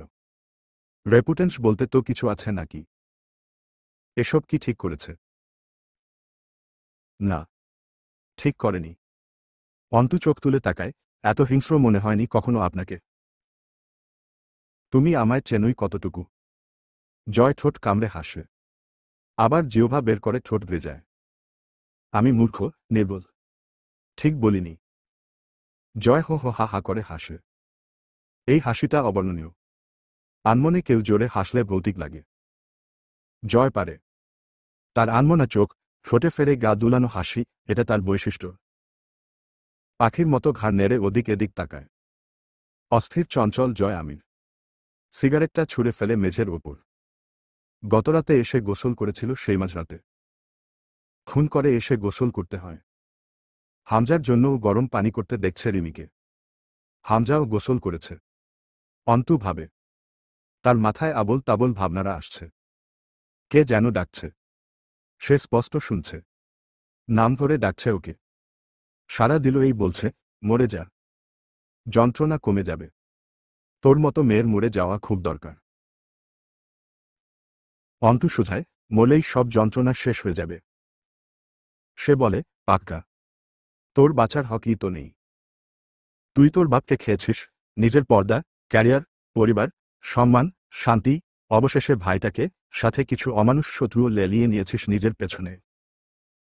একটা বাচ্চার বাপকে তার জন্মের আগে খেয়ে বসে আছিস। তোকে বাঁচার হক কে দিয়ে রেখেছে? তাহলে মরে যাওয়াই উচিত আমার। আলবাত তাই। জয়ের ড্রয়ারে অনেক রকমের মেডিসিন ড্রাগস থাকে। কোনোটা ওভারডোজ হলেই তুই মুক্ত। তোর মতো নির্বোধদের বাঁচতে নেই, অন্তু। মুক্ত হ, ব্যথা কমিয়ে ফেল। এত যন্ত্রণা গিলে এমনিতেও সুস্থ থাকবি না। সাদা পাঞ্জাবির ওপর আলমারি খুলে নতুন আতরের শিশি বের করে পুরো শরীরে আতর লাগায় জয়। পাঞ্জাবির কলার টেনে বোতাম আটকায়। হাতে থাকা শিকলের মতো রিসলেট খুলে কালো ঘড়ি পরে গলার চেইনটা পাঞ্জাবির গলার আড়ালে রাখে। মরা বাড়ি ভদ্র হয়ে যাওয়া উচিত। অন্তুর নাকে আতরের ঘ্রাণ যেতেই পরিবেশ ভুলে অন্য টাইমলাইনে বিচরণ করতে শুরু করল। সে দেখতে পায় সামনেই আমজাদ সাহেবের লাশ। চোখে সুরমা, গোলাপ জল ছেটানো হচ্ছে, আতর, কর্পূর ইত্যাদির গন্ধ আসছে। চট করে আমজাদ সাহেবের মুখটা বদলে অন্তিক হয়ে যায়। অন্তু কেঁপে ওঠে, থরথর করে। তার জন্য হয়েছে সব। সে কি করে ফেলেছে? তার দুঃসাহস, তার লাগামহীন জবান, তার আপোষহীন চিত্ত, ফলস্বরূপ মার্জিয়ার শুকনো মুখ অন্তুর বুকে চির ধরায়। ওই ছোট্ট জানটা যখন দুনিয়ায় আসবে, বাবাকে পাবে না, সে কি জিজ্ঞেস করবে না, কেন আমার বাবা নেই? মার্জিয়া কি বোঝাবে না? তোর ফুপুকে জিজ্ঞেস কর। কি জবাব দেব অন্তু? অন্তুর মনে হয় সে বোধহয় তলিয়ে যাচ্ছে কোথাও।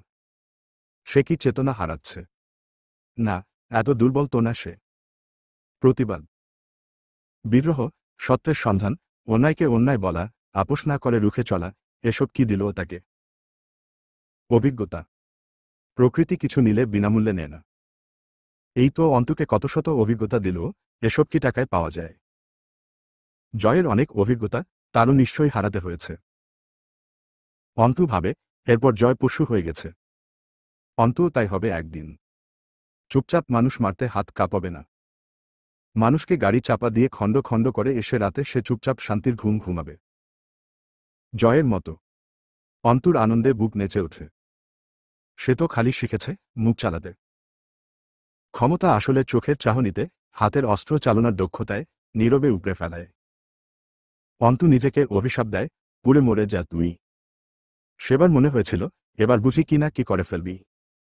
তোর বাপ মরেছে, ডাল হয়েছিস তুই, এবার দুনিয়াটা শাসন করে ফিরবি। তোর মতো মূর্খ আর জাহিরি লোকের তো মরে যাওয়া উচিত। মরে যা তুই। নিজেকে দেয়া অভিশাপ অন্তুর খুব পছন্দ হয়। সে হালকা হাসে। সে কেবল চায় জয়ের মতো বহুরূপী আর হামজার মতো শীতল হতে। আবরে ওরা কথা বলে না। ওদের মুখ অচল, হাত ও মাথা সচল। অন্তুকে ঘরে আটকে রেখে জয় বেরিয়ে যায়। খুব সুন্দর দেখাচ্ছে জয়কে। ঠিক যেন শ্যামা রাজকুমার সাদা ভূষণে। খাঁটি বনেদি পুরুষ লাগছিল। অন্তু আয়নার সামনে দাঁড়িয়ে নিজেকে খুঁটিয়ে খুঁটিয়ে দেখে জিজ্ঞেস করে, বাদের প্রতি বাদ করবি আর? অন্তুর মনে হয় আয়নার ভেতরের অন্তু সায় দিচ্ছে, ঘাড় নেড়ে বলছে, আমৃত্যু করে যাব। তাতে এ জান থাক আর যাক। এ মাথা নোয়ানোর নয়, জুলুমকারীদের হ্যাঁ তে হ্যাঁ মেলানোর নয়, মুখ বুজে অন্যায় সহ্য করার নয়। দুম করে ভরা পানির বোতলটা তুলে ছুঁড়ে মারে কাচের ওপর। ঝনঝনিয়ে ভেঙে পড়ে ড্রেসিং টেবিলের কাজ। এখন আর ওই অন্তুকে দেখা যাচ্ছে না। অন্তু জোরে জোরে শ্বাস ফেলে। সেই অন্তুকে বলে, আর কখনো আমার কাছে এলে জ্যান্ত পুঁতে রাখব। এই তুই আর তোর নীতি যা কেড়ে নিয়েছিস আমার কাছে, সেসব আমার গেছে, তোর তো এক ফোঁটা আচরও লাগেনি গায়ে। সমাজ তোকে কিছুই বলে না, তুই যে কত বেপরোয়া, তুই উজানের টানে বেতাল উত্তাল সমুদ্রের বিক্ষিপ্ত আগুন জড়ার ঢেউ, তা কেউ দেখে না। অথচ তোর মোহে, তোর নির্দেশনায় আমি নিঃস্ব, আমি কাঙাল, আমি পাগল, আমি বোকা। অন্তু চিৎকার করে চুল টেনে ধরে। ছুটে এসে হাতের কনুইতে লেগেছে এক টুকরো কাজ। ফিনকি দিয়ে রক্ত বেরোলে অন্তু সুখের শ্বাস ফেলে। কার্যকর তো ভীষণ। মানসিক যন্ত্রণাকে ভুলতে শরীরের ব্যথা ভীষণ কার্যকর ঠেকল অন্তুর কাছে। ক্ষততে যে জ্বলুনি উঠেছে, তা মানসিক যন্ত্রণা থেকে মনোযোগ সরিয়ে আনছিল। কোনো ব্যথাই অনুভূত হচ্ছে না। চোখ বুজে আসতেই একটা দুধের বাচ্চা এসে মাথায় হাত রাখে অন্তুর। দেখতে অনেকটা আমজাদ সাহেবের মতো, চোখ দুটো অন্তিকের মতো। অন্তু চমকে ওঠে। হামজা সাদা পাঞ্জাবির সাথে সাদা ধবধবে একটা টুপি হাতে নেয়। নাগরা জুতোটা পায়ে চড়াতে চড়াতে জয়কে বলে, জানাজা কয়টায়? দেরি হবে। জয় চামড়ার স্যান্ডেলের বেল্ট লাগায় না জীবনে। ওভাবেই বেরিয়ে যাচ্ছিল। কলার ধরে পেছনে টেনে আনে হামজা, থাপড়ে মুখের নকশা বদলে দেব, সুর। পা তোলো। বা পা দিয়ে মোড়া টেনে এনে ডান পা মোড়ার উপর রাখে জয়। হামজা ওর স্যান্ডেলের বেল্ট লাগিয়ে দিয়ে কষে একটা চাপড় মারে পিঠে। পিঠ ঘষতে ঘষতে বেরিয়ে যায় জয়। হামজা ও জয় প্রধান প্রতিনিধিত্ব করল অন্তিকের লাশ দাফনের। অন্তিক জয় ও হামজার বিরুদ্ধে নারী নির্যাতনের অভিযোগ করেছিল। শুধু এই কারণ হলে চলত।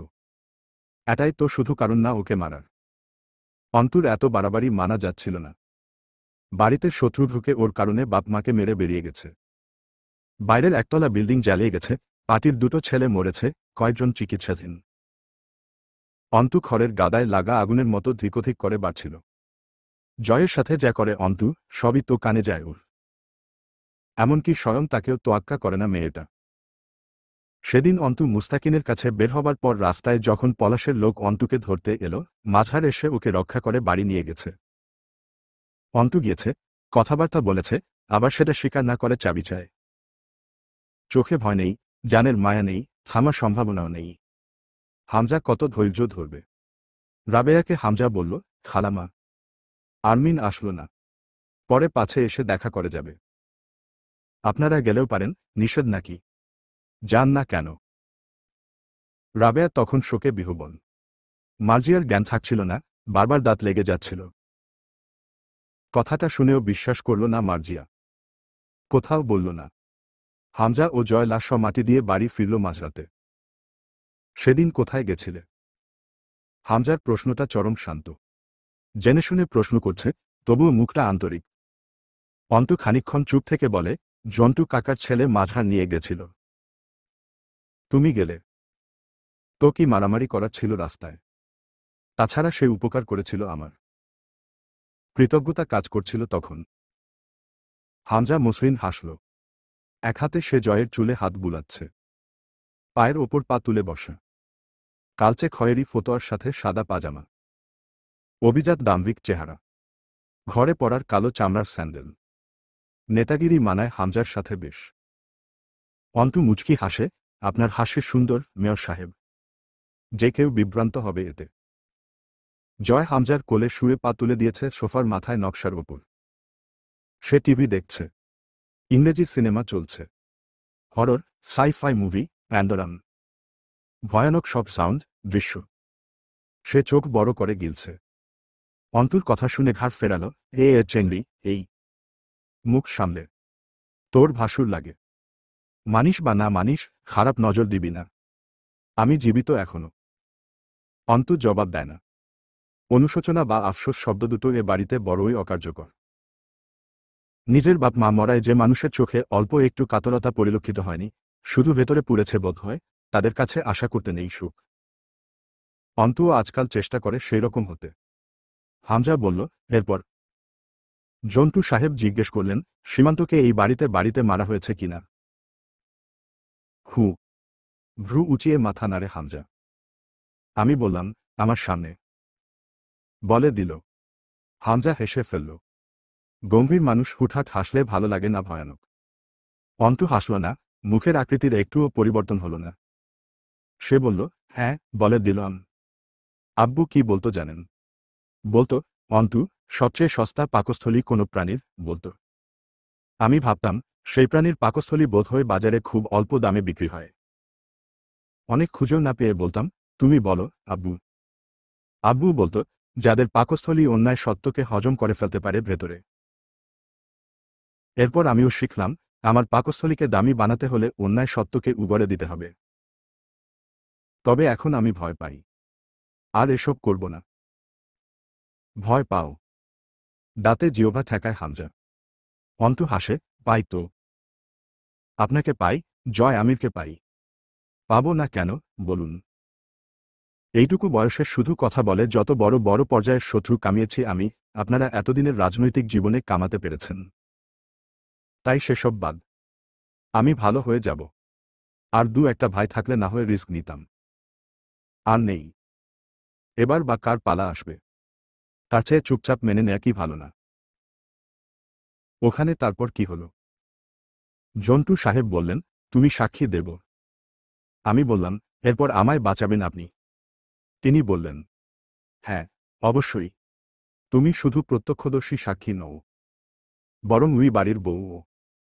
আরও অনেক কিছুই জানো ওই বাড়ির ব্যাপারে। সেই সব বলবে। এর বদলে ঝড়ঝাপটা আসবে, আমি সামলে নেব। জয় এ পর্যায়ে চট করে বলে উঠল, সম্বন্ধীর নাতি আমার। আমার বউ সাক্ষী দিল এই ব্যাটাস্য শালা একেবারে আমার বালগুলো ছিঁড়ে বোঝা বেঁধে ফেলত। শালা এবোর্টেড। অন্তু বলল।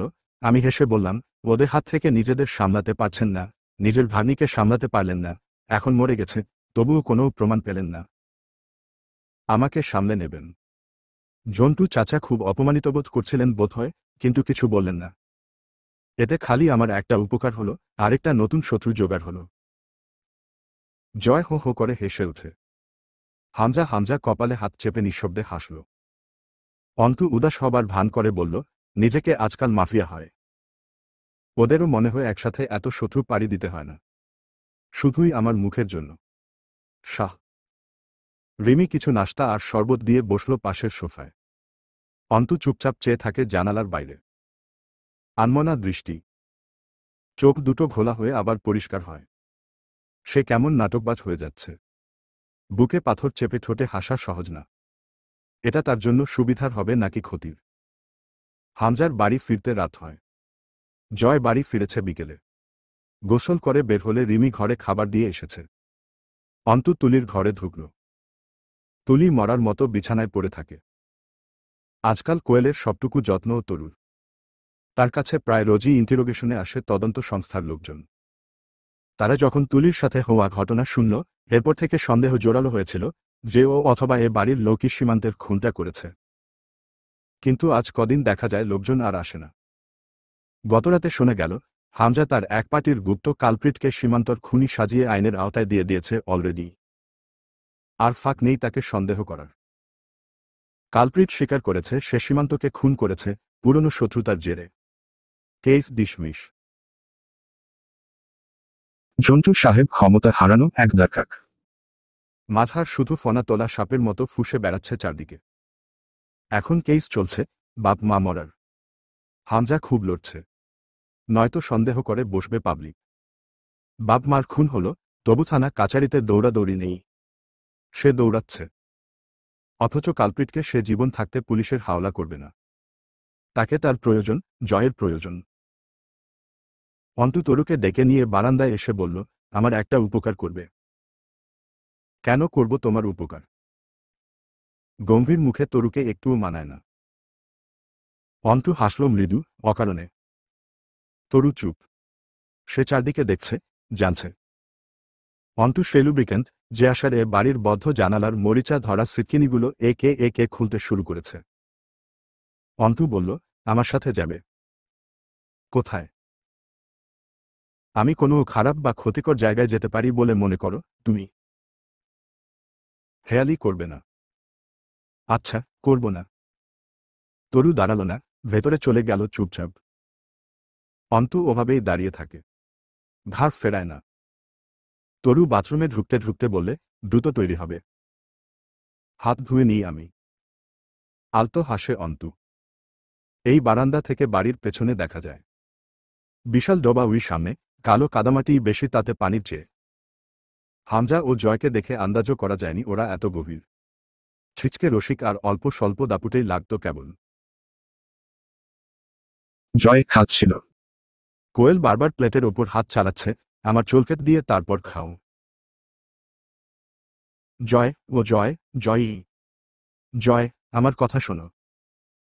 জয় এতক্ষণে মাছের কাঁটা বেছে বেশ একটা মিশন কমপ্লিট টাইপের ভাব নিয়ে তাকালো কোয়েলের দিকে। খ, সম্বন্ধীর চেংড়ি, খ। কি সমস্যা তোর? উই ভাবি শালির মেয়েকে বলি, আমি বাঙালি তবে মাছে ভাতে না। ও শালি। আমারে মাছ দিয়েন না, মাছের বালটা আমি বাঁচতে পারি না, আমারে দিয়েন না। ভাতের নিচে পানি উঠে বন্যা হয়ে যাচ্ছে, তবুও মাছের কাঁটা বাছা শেষ হয় না। কোয়েল জোরে করে খামচি দিয়ে ধরল জয়ের হাত, আমার চকলেট দাও। বাংলা ভাষার সাথে জোচ্চুরি করছিস, বেমান। তোর তো দেশদ্রোহিতার শাস্তি হওয়া উচিত। চলকেত কি? চকলেট। বল, মামা। ও থুক্কু। আমাকে তো আবার কেউ বালের দামটুকুও দেয় না।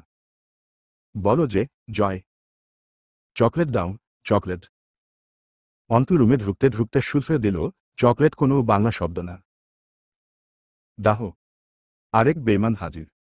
এ আবার দেশের সাথে না, স্বয়ং ঘরের স্বামীর সাথে বেইমানি করা বেইমান। অন্তু কিছুক্ষণ এমনভাবে ইতস্তত করল যেন সে বাড়িওয়ালার কাছে চুরি করার অনুমতি চাইবে। জয় বলল, এমনি তো মুখরা হাওড়ার ব্রিজের মতো, এখন এমন লাউডগা সাপের মতো কুঁচকে যাবার কি হলো? কি সমস্যা? আমার কিছু টাকা লাগবে। অন্তুর টাকা চাওয়ার এই কঠিন সংকোচ দেখে জয়ের একটু হাসিই পেল, তাছাড়া আজ তার মনটাও ভালো। জিজ্ঞেস করল, কি দরকার? সব দরকার বলা যায় না। ফার্মেসির দোকান তো আছে আশেপাশে, না? আমাকে বলো, আমি এনে দিচ্ছি অথবা কাউকে দিয়ে আনিয়ে দিই। তা যদি হতো তো করতাম নিশ্চয়ই। টাকা দেবেন কিনা? তোমারে টেকা পয়সা দিয়ে পুষে আমার কি লাভ? লস প্রজেক্টে মাল ঢালতেছি। অন্তু কথা বলল না। জয় সোফার ওপর উড়িয়ে ফেলে রাখা প্যান্টের দিকে ইশারা করে বলে, ওখান থেকে নাও। মাত্র 20টা টাকা অন্তু বের করে নেয় হাতে, তবু মনে হলো তার হাত কাঁপছিল, শিরশির করে কাঁপছিল, চোখে মুখে অন্ধকার নেমে এসেছিল। অন্তু যখন রুম থেকে বেরিয়ে যাচ্ছিল, জয় মনোযোগ সহকারে খাবার মাখাতে মাখাতে বলল, বাপের বাড়ি যাচ্ছ? অন্তু পেছনে ফিরল, অকপটে বলল, হ্যাঁ। জয় চোখ তুলে তাকায় না, অন্তু বেরিয়ে যায় চুপচাপ। জটিল এক সম্পর্ক রেখার ওপর দৌড়ে কতদূর পৌঁছা যায়। মানুষের জীবনের পরিণতিতেই নিশ্চিতভাবে মৃত্যু দাঁড়িয়ে, কিন্তু সম্পর্কগুলোর। অন্তুদের বাড়ির গলিটা ঢালাই রাস্তা, দুপাশে সারি সারি বাড়ি। তরু চুপচাপ হাঁটছিল। অন্তু বলল, তোমার কি খারাপ লাগছে? আগে বললে কি হতো যে বাপের বাড়ি আসছ? অন্তু মুচকি হাসল। হাসিটা মিথ্যা। অন্তুর চোখে মুখে নিদারুণ এক অস্থিরতা। এই গলিটা, এই সেইগুলি, সেই পাড়া। আজ পাড়ার লোকেরা দেখছে সে ননদের সাথে বাপের বাড়ি আসছে। অন্তুকে দেখে এক মাঝবয়সী মহিলা থামলেন, কিরে চেনলি? ভাই মরল, দেখলাম না তো তোরে। আসিস নাই? অন্তু কিছু না বলে কেবল মুচকি হাসল, হাঁটা থামাল না। তার শরীরে বোরকা নেই, সেলোয়ার কামিজ, চওড়া ওড়না শরীরে জড়ানো। তবুও নিজেকে নগ্ন লাগে, মনে হয় শরীরটা খোলা। বোরকা ছাড়ার পর হাতে গুনে দু একবার বাইরে বেরোনো হয়েছে। নীরবতা ভেঙে কঠিন এক প্রশ্ন করে Taru, have you been raped by Joy, Amin? আশ্চর্যজনকভাবে অন্তু হাসল, যদি বলি তার চেয়েও বড় কিছু, মানবে? তরু তাকিয়ে রইল। অন্তু বলল, ধর্ষিতা হয়ে বদনাম হলে সান্ত্বনা থাকে, কিন্তু মিথ্যা অপবাদ কতটুকু সয়, তরু? তরু কথা বলতে পারল না। অন্তু জিজ্ঞেস করে, তুমি কি তোমার মায়া হারিয়েছ তার প্রতি? জানি না, তবে সামনে যেতে কেমন গা গুলিয়ে আসে আজকাল, অপ্রস্তুত বোধ করি। কেন, তা ভেবেছি। উত্তর পাইনি। আর কত দূর? সামনেই। বাড়িটা আর বাড়ি নেই। পুরনো মর্গের মতো গা ছমছমে, নিস্তব্ধ, যেন প্রাণের অভাব। হু হু করে কান্নার আওয়াজ আসছে। অসময়ে রাবেয়া নামাজে বসেছেন। অন্তু রান্নাঘর দেখল, মনে হলো কমপক্ষে দুদিন কোনো রান্না হয়নি। ঘরবাড়ি মাকড়সার জালের দখলে। জানালাগুলো কতদিন ধরে বন্ধ। কাপড়চোপড় ছিটিয়ে আছে। আমজাদ সাহেবের ঘরটার দিকে চোখ যেতেই অন্তুর বুকটা সজোরে ছলাৎ করে লাফিয়ে উঠল। পুরো শরীরটা ঝনঝন করে কেঁপে উঠল। অন্তু পা থমকে দাঁড়িয়ে পড়ে সেখানেই।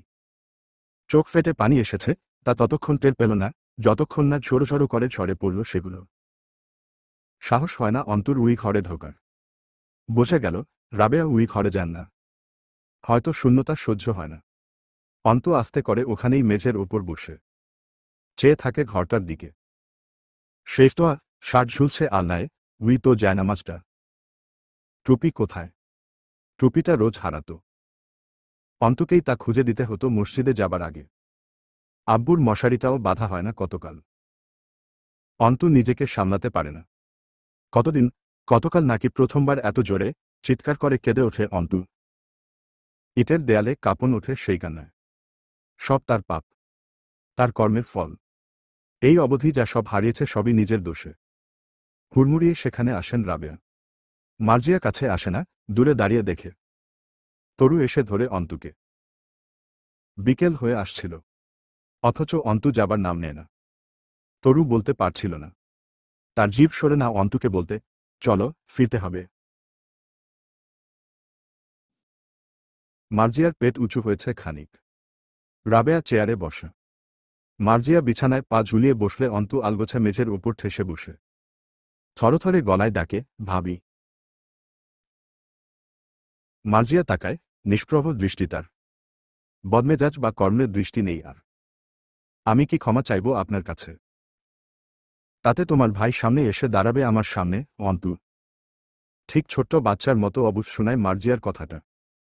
কঠিন ভালোবাসার স্বামী মার্জিয়ার। বয়স কত হবে? 25। ভরা জীবন যৌবন, পেটে প্রথম সন্তান। সে নাকি বিধবা। মানা যায়। আপনি আম্মাকে নিয়ে কুষ্টিয়া চলে যান। মার্জিয়া চুপ করে থাকে। অন্তু বলে, ওখানে ব্যবস্থা আছে। আম্মুর থাকার জায়গা হবে। অন্তু ডাকে, ভাবি, ডাক্তারের কাছে যাবেন। আমার হাতে সময় নেই। আপনারা গতকাল সকালের গাড়িতে কুষ্টিয়া রওনা হবেন। আমি টুকটাক জিনিস বেঁধে দিয়ে যাচ্ছি। আপনি খান না কতদিন?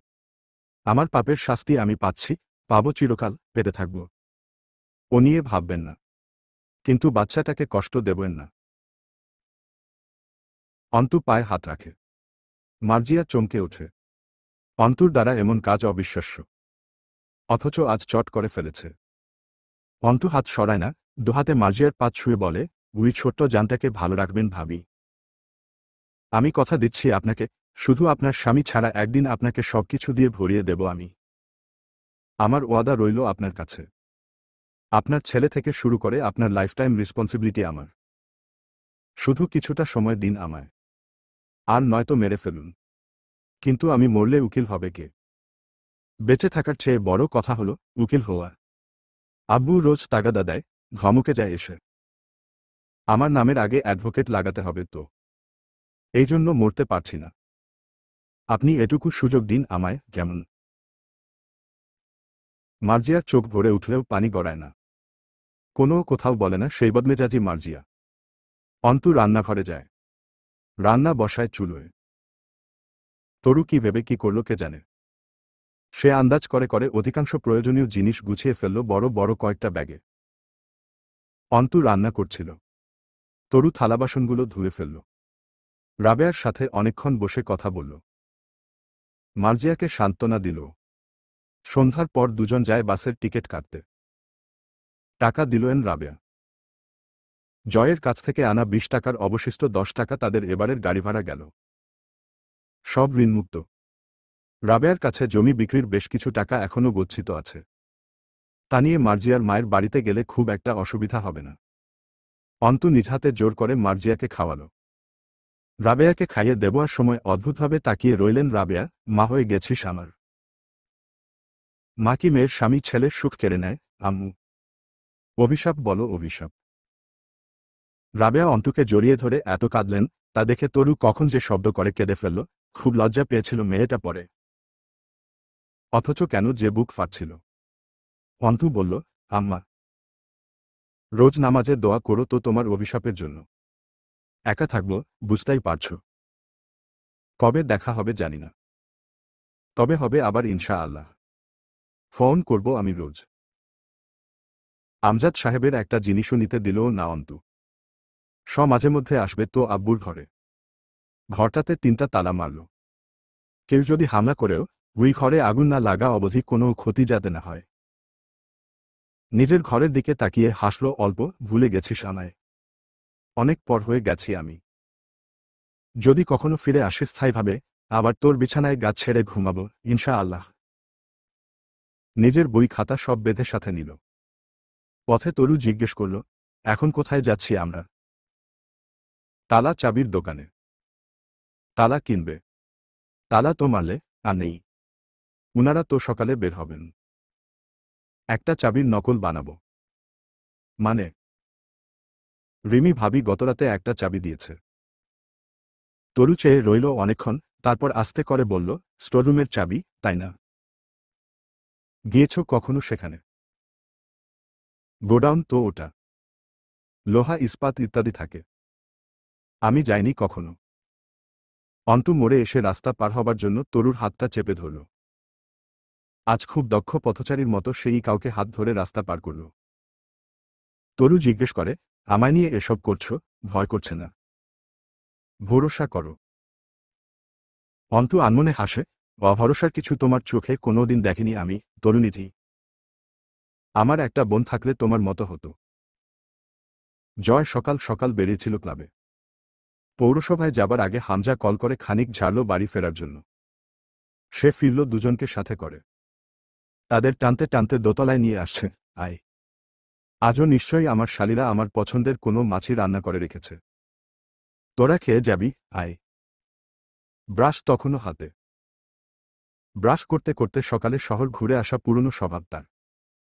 টানতে টানতে এনে ডাইনিং রুমে ওদের দাঁড় করিয়ে ডাকে, ভাবি আর মেইন, খেতে দে।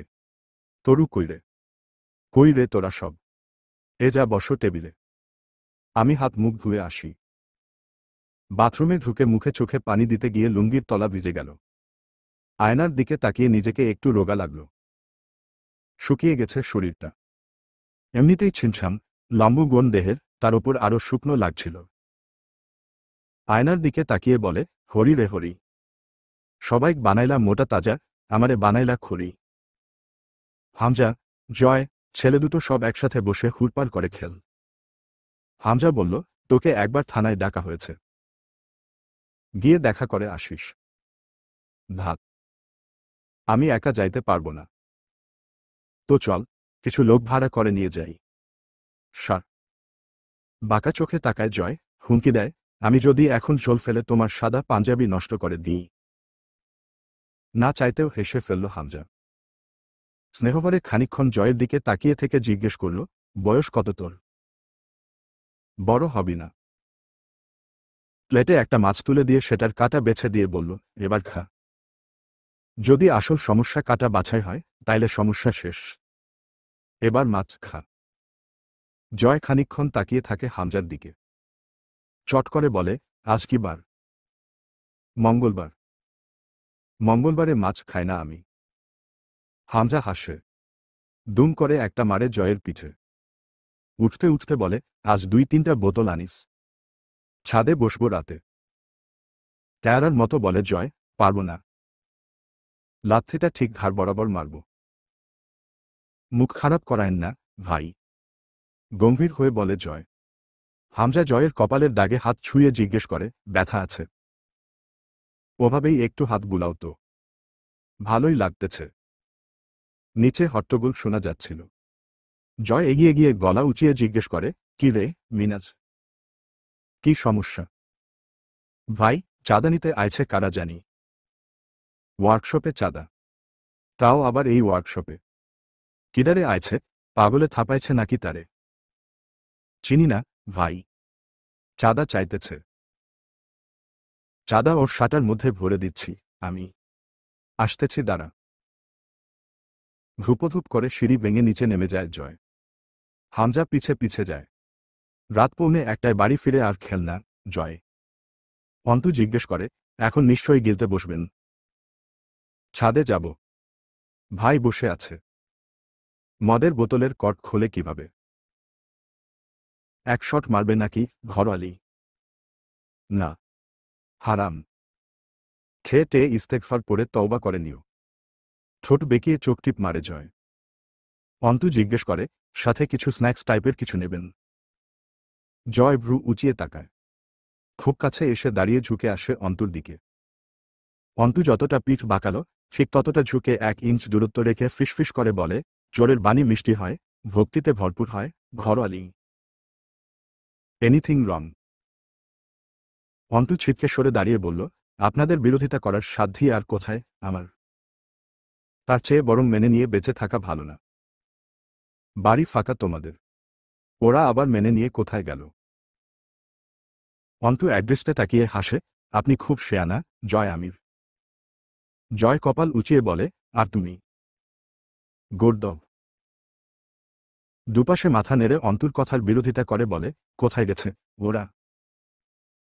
আমাকে বলেনি। শুধু বলল, দূরে কোথাও চলে যাবে, যেখানে আমার মতো মেয়ের মুখ না দেখতে হয়। জয় হো হো করে হেসে উঠল। আচমকা হাসি থামায়। অন্তুর গলাটা ঘর্মাক্ত হালকা। ওড়নাটা বুকের ওপর পড়ে থাকলেও গলার নিচ থেকে বুক অবধি উন্মুক্ত। চিকন একটা স্বর্ণের চেইন, মসৃণ গলাটাকে নেশাদ্রব্যের মতো করে তুলেছে। সেই নেশায় জয়ের নিঃশ্বাস ভারী হল। ঠোঁট ফাঁক করে জোরে জোরে কয়েকটা শ্বাস ফেলে নজর সরিয়ে অন্তুর হাত থেকে বোতল দুটো নিয়ে চটপটে পায়ে বেরিয়ে যায় ঘর থেকে। অন্তু চিন্তিত মুখে পায়চারি করছিল ঘরে। খানিক বাদেই জয়কে ফিরে আসতে দেখে চমকে উঠল। অস্বাভাবিক লাগছিল জয়কে দেখতে। এদিক ওদিক পাখির মতো তাকাতে তাকাতে জিজ্ঞেস করে, আমি কাছে আসি, তা তুমি চাও না? না। হ্যাঁ। অকপট স্বীকারোক্তি। আমি কি তোমার চাওয়ার ধার ধারি? এসব ম্যানার্স আমার সাথে পোষায়। হাঁপানোর মতো শ্বাস ফেলে জয়। চোখে মুখে আবেদন। অন্তু আতঙ্কিত চোখে পিছিয়ে যায় কয়েক কদম। আচমকা হাতটা চেপে ধরে টেনে আনে জয় ওকে। জোরে জোরে শ্বাস ফেলে আদেশ করে, শার্টটা খুলে দাও। জয়ের রোজকার এই অভ্যাস। ঘরে ঢুকে প্রথমে বলবে, শার্টটা খুলে দাও। অন্তু কোনোদিন মানে না সেই কথা। কিন্তু আজকের বলাটা আলাদা শোনায়। মাতাল হয়ে ফিরলে সে যে অন্তুর কাছে আসার চেষ্টা করে না, এমন নয়। কিন্তু খেলে খায় অতিরিক্ত জবরদস্তি করার বিশেষ শক্তি থাকে না ভেতরে, ঘুমে ঢলে পড়ে। অন্তুর মনে হল, আজ বুঝি নিস্তার নেই। জয় আবার বলে, শার্টটা খোলো, কুইক। অন্তু শক্ত হয়ে দাঁড়িয়ে থাকে। জয় আকস্মিক অন্তুর খোলা ঘাড়ের ওপর মুখ থুবড়ে পড়ে দুটো চুমু খায় সেখানে। অন্তুর চুলের পেছনে হাত দেয়, আলতো করে আঙুল নাড়ায় সেখানে। গায়ের অনেকটা ভার অন্তুর ওপর ছেড়ে দিয়ে বলে, শরীর ভালো লাগছে না, মনটাও। আজ হয় ওভার ডোজ অ্যালকোহল নয় তুমি। মনটা তোমাকেই বেশি টানছে, ঘরোয়ালি। জয়ের আজকের ছোঁয়া নমনীয়, অথচ অন্তুর শরীরে যেন বিষ প্রবাহিত হয়ে শিরা উপশিরায় পৌঁছে যাচ্ছিল। হুট করে ভাবে, সে তো বিবাহিতা মেয়ে। জয়ই হোক, জয় যদি এই জয় না হয়ে একটা স্বামী জয় হতো, সে কি এই সুন্দর স্পর্শগুলোকে অনুভব করত না, সায় দিত না? ততক্ষণে ঘেন্নারা অন্তুর লঙ্কুগুলোতে খোঁচা দেয়, শিউরে ওঠে তীব্র আক্রোশ আর বৈরাগে।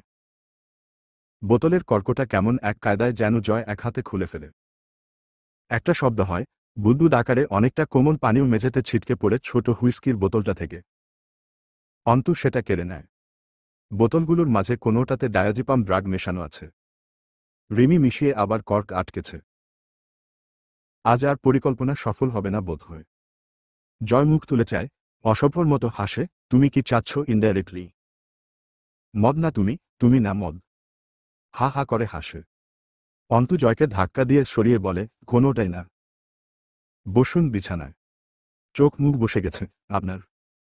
রাতে আজকাল কোথাও থাকছেন, সকালে ফিরছেন। কি হয়েছে? লম্বা শরীরটা অল্প কুঁজো করে লুঙ্গি উঁচিয়ে ধরে খাটের কাছে এগিয়ে গিয়ে ধূপ করে শুয়ে পড়ে অর্ধেকটা পা ঝুলে থাকে মেঝের দিকে। চোখ বুজে বলে, এভাবে কথা বলনি কখনো আমার সাথে তুমি। কি করব? ঘেন্না লাগে যে। হাসে জয়, জায়েজ। যখন হাসে, তখন সারাক্ষণ ঠোঁটে হাসি থাকে। বিরক্ত হয় অন্তু। সোফায় বসতে যাচ্ছিল। জয় বলে ওঠে, এখানেই বসো। ধরব না তোমায়। তুমি অনুমতি দিল হোটেলে যাই। আধা ঘন্টার মধ্যে ফিরব, ততক্ষণ বইটি পড়ো একটা। চট করে এক পাক মেরে আসি, খিদে পেয়েছে। অন্তু খাটের কাছে এসেও দু কদম পিছায়, মুগলিয়ে ছিটকে বের হয়, ছি। জয় হো হো করে হেসে ওঠে, আমাকে কি হাফ লেডিস মনে হয় তোমার? তো রোজ আমায় না পেয়ে হোটেলে যান। আপনি লম্পট, নোংরা, চরিত্রহীন, ব্যক্তিত্বহীন পুরুষ। জয় উঠে বসে অন্তুর হাত ধরে টেনে বিছানায় পাশে বসতে ইশারা করে, জয়, বসো। অন্তু বসে চুপচাপ, জয়ের হাতটা সরিয়ে দেয় আস্তে করে। জয় পূর্ণদৃষ্টি মেলে তাকায় অন্তুর চোখের দিকে, জিজ্ঞেস করে, একটা ছেলে পূর্ণ যৌবন পায় কত বছরে, জানো? অন্তু জবাব দেয় না। জয় বলে, কম বেশি 15 বছরে। আমার জন্ম 1987। সেই হিসেবে এখন বয়স 27 পার। অর্থাৎ যৌবন প্রাপ্তির পর এক যুগ কাটিয়ে এসেছি। শুকনো শুকনো কাটাতে বলছ? পুরুষের দ্বারা সম্ভব। সম্ভব, সন্ন্যাসীদের দ্বারা। শুনেছি তারাও নাকি পাগল হয়ে যায়। অন্তুর বিরক্ত লাগছিল এসব শুনতে। তবু চুপ করে চেয়ে রইল। জয় বলল, বিয়ে করলাম এই তো পরশুদিন। সেদিন নারীসঙ্গ হালাল হল। তাও আবার দেনমোহর বাকি। হেসে ফেলল জয়, 20 বছরের ওপারে কোনো ম্যাঙ্গো পুরুষকে চরিত্রবান ভাবলে হয় তুমি মূর্খ নয়তো কঠিন বোকা। চরিত্র শুধু মেলোকের কাছে নষ্ট করতে হয় না, মোরোবার বহুত উপায় আছে। আমি কিন্তু বিজ্ঞানের ছাত্র। অন্তু কথা বলছিল না। জয় আচমকা অন্তুকে চমকে দিয়ে ওর কোলের ওপর মাথা রেখে পায়ের ওপর পা তুলে শুয়ে পড়ল। অন্তুর হাতটা টেনে চুলে রেখে চোখ বুজল। অন্তু মনে হলো তাকে কয়েক গ্রাম বিষ টুপ করে গিলে ফেলে যেন সেটা হজম করে নিতে হলো। চোখ বুজে ভারী শ্বাস ফেলল। জয় খানিকক্ষণ চুপ করে শুয়ে থাকে ওভাবেই। হঠাৎই আনমনে বলল, আমি প্রথম সিগারেটে টান দিয়েছি কবে জানো? 13 বছর বয়সে। সাল -2000। গলা জ্বলত খুব। প্রথম খুন করেছি 15 বছর বয়সে। সাল 2002। প্রথম মেলুকের কাছে গেছি 18 বছর বয়সে। সাল -2005। তুমি তখন কোথায় ছিলে? কবে এসেছ তুমি? তুমি এলে এই তো সেদিন। ততদিনে আমি বহুত কিছু পার হয়ে এসেছি। অন্তু চেয়ে রইল জয়ের বন্ধ চোখ জোড়ার দিকে। ভ্রুর নিচে অনেকটা জায়গা, চোখের পাতার ওপরে চোটা পড়া ভ্রু। ডাগর ডাগর চোখ জয়ের, গভীর, খাদে পড়া। আচমকা সেই চোখ খুলে অন্তুর চোখের মনি বরাবর তাকালো জয়। অন্তুর তীক্ষ্ণ দৃষ্টিতে একটুও নড়চড় আসে না। জয় তা দেখে হাসে। 2007-এর এক সম্মেলনে মারামারি করতে গিয়ে বিরোধী দলের 2টো লোক মার্ডার হয়ে গেছিল। কিছুদিন পর আমাকে নিয়ে গিয়ে লেপ তোষক সেলাই করার সূচ দেখেছ?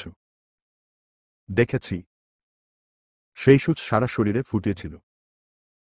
পিঠে একটা বিশাল ক্ষত আছে। ওখানে চাপ্পড় দিয়ে কুপিয়ে লবণ লাগিয়েছিল। সেগুলো এখন সারা দেহে। স্পেশাল ট্যাটু, তাই তো। জয় হো হো করে হাসল। এই না হলে আমার ঘরওয়ালি। এখন প্লিজ চুপ করুন। এসব শুনতে বিরক্ত লাগছে। অন্য কথা বলুন, আর নয়তো ঘুমান। আমার পরিবারে কেউ কোনো কালে কসাই ছিল না। এসব শুনতে ভালো লাগার কথা না আমার।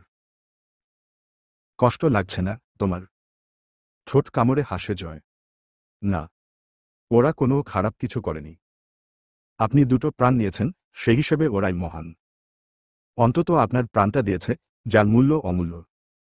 আপনি কিন্তু 2টো প্রাণ নিয়েছেন, শুধুই অহেতুক ক্ষমতার লড়াই, যার কোনো ভিত্তি নেই। কেবল ওই সকল স্বৈরাচার, পুঁজিবাদী, সুবিধাবাদী লোকদের পা চাটতে গিয়ে এইসব করেন আপনারা। ভাগ দেয় ওরা আপনাদের। যত সব ওরাই ভোগ করে, আপনারা কুকুরের মতো লেজ নাড়িয়ে বেড়ান মাছ থেকে। আবার এই পার্টির হয়ে মারামারি করার মূর্খতাকে আজকের যুবসমাজ বাহাদুরি হিসেবে নিয়েছে। খেয়ে বোঝাবে ওরা যে আসলে উইসকল নেতাদের পা চাটার জিভ বের করা কুকুর। জয় অনেকক্ষণ চেয়ে রইল। কোনো আপোষ না, না। একটুও আপোষ না, কোথাও না। অন্তত অন্যায়ের সাথে না। চট করে উঠে বসে জয়। খানিকক্ষণ চেয়ে থেকে বলে, ঘরোয়ালি। আপনি মারাত্মক এক উকিল হবেন, আইসোয়ার। তবে ভালো উকিলদের কিন্তু জানের ঝুঁকিও ভালো থাকে। তখন হয়তো আমি থাকব না। আমি আর বেশি দিন বাঁচব না।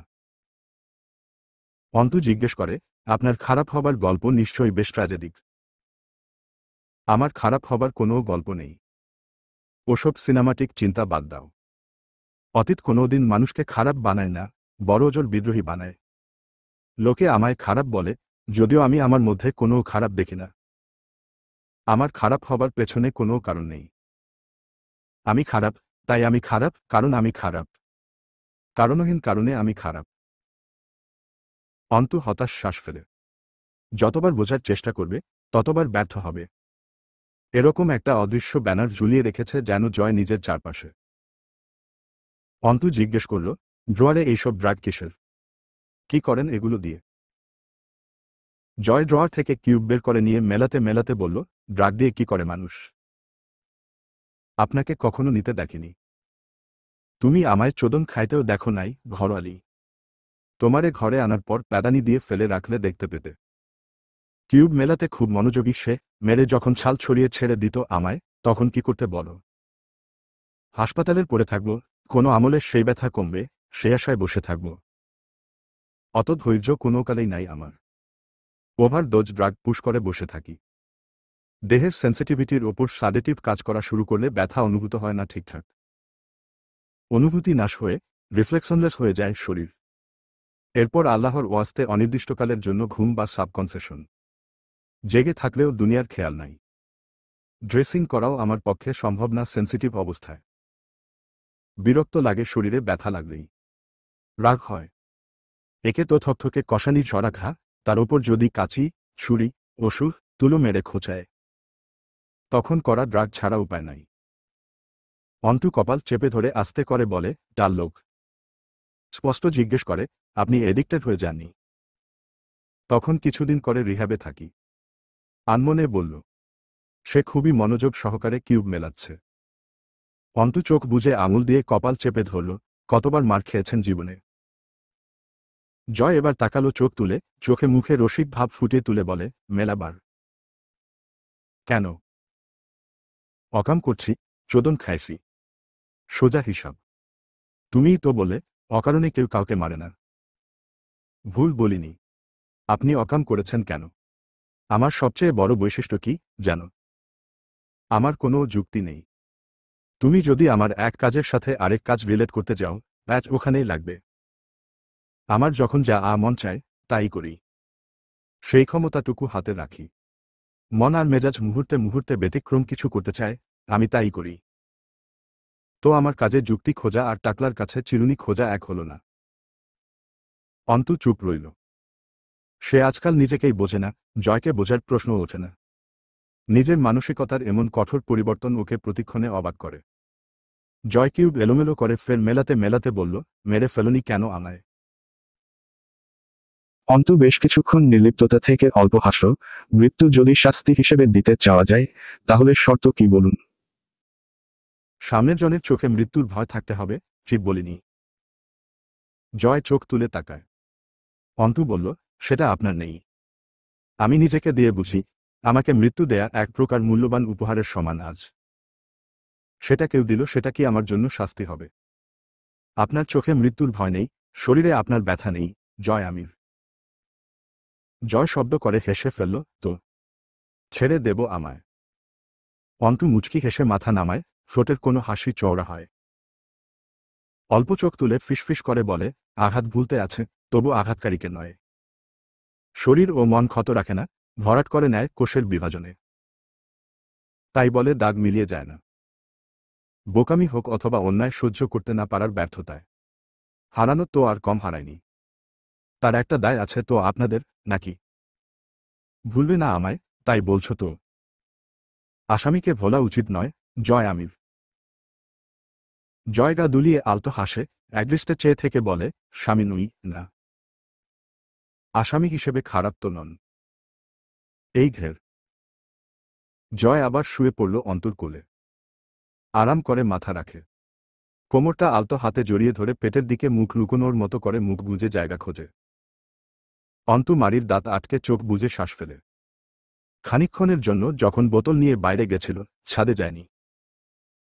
সেই স্টোর রুমের ওপারের দরজার ওপার গেছিল। অন্তু টের পায়, আজকাল খুব যেতে দেখা যায় সেখানে। দিনে কয়েকবার, বারবার।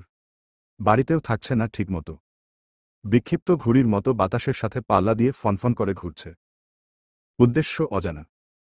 কিছু খুঁজে বেড়াচ্ছে যেন। কিছু করছে।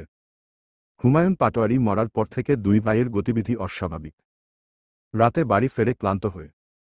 চোখে মুখে এক প্রকার তারা, খুঁজে ফেরার ব্যর্থতা। একবার সকাল সকাল পুলিশ এলো পাটোয়ারি বাড়িতে। হামজা ওয়ার্কশপে ছিল, পুলিশদের সাথে নিয়ে দোতলায় এলো। জয় সকালে উঠে কোথায় বেরিয়েছিল। সে এলো খানিক পর। সদর দরজায় ঢুকেই পুলিশ দেখে চওড়া হাসল। ইন্সপেক্টর রশিদের দিকে চেয়ে কপালে হাত তুলে সালাম ঠুকে বলল, কি অবস্থা স্যার? ঠিকঠাক। তোমার খবর ভালো। মাথার ওপর হাত তুলে আড়মোড়া ভাঙ্গল, আমি অলওয়েজ বিন্দাস থাকি। এখন কেমন আছো? বরাবরের মতো ফার্স্ট ক্লাস। থানার আলমারিগুলোর তাক যদি সব তোমার ফাইলেই ভরা থাকে, চলবে তাতে? চলতেছে তো। সাবানের ফ্যানার ওপর পা পিছলে যেমন ছোট করে চলে যায় না, ওইরকম চলে যাচ্ছে। তারপর যে ধপাস করে পড়ে যেতে হয়, সেটা ভুলে যাচ্ছ। Be positive, sir. নিজেকে সামলে নেবার দক্ষতা থাকলে পড়তে পড়তে না পড়ে সোজা খাড়া হওয়াটা বিশেষ কোনো আশ্চর্য ব্যাপার না। পুলিশ মাথা নাড়ল, আর পারবে না। পিছলাতে পিছলাতে দেয়ালের দিকে যাচ্ছ। পিঠ থেকে যাবে এবার। দেয়ালটা কোনো ব্র্যান্ডের সিমেন্টে তৈরি, স্যার। মজবুত খুব। না মানে, 2 নম্বর সিমেন্টের তৈরি হলে বেশি জোরে যদি ধাক্কা খাই, দেখা গেল দেয়াল ধসে পড়ল। আমার পিঠটিঠ 2-4 খণ্ড হয়ে যাবে, সেটা পরের হিসাব। তবে দেয়াল পেরিয়ে যেতে পার। জয়ের রসিকতা অবিরাম চলতে থাকল। জয় ফ্যানের রেগুলেটর ঘুরিয়ে স্পিড হাই করে এসে গা এলিয়ে সোফায় বসল। পুলিশ বলল, কি করে বেড়াচ্ছ আজকাল? গলায় একটা খাকারি মারেন। কিছু আটকে আছে। জোরে করে কাশি দেন একটা।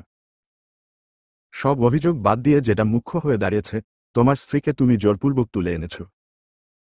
মানহানিসহ বিভিন্ন নির্যাতন এবং মতের বিরুদ্ধে বিয়ে করেছ, পরিবারকে জিম্মি করে। যা শালা, সাংঘাতিক কেসে ফেসেছি তো এবার।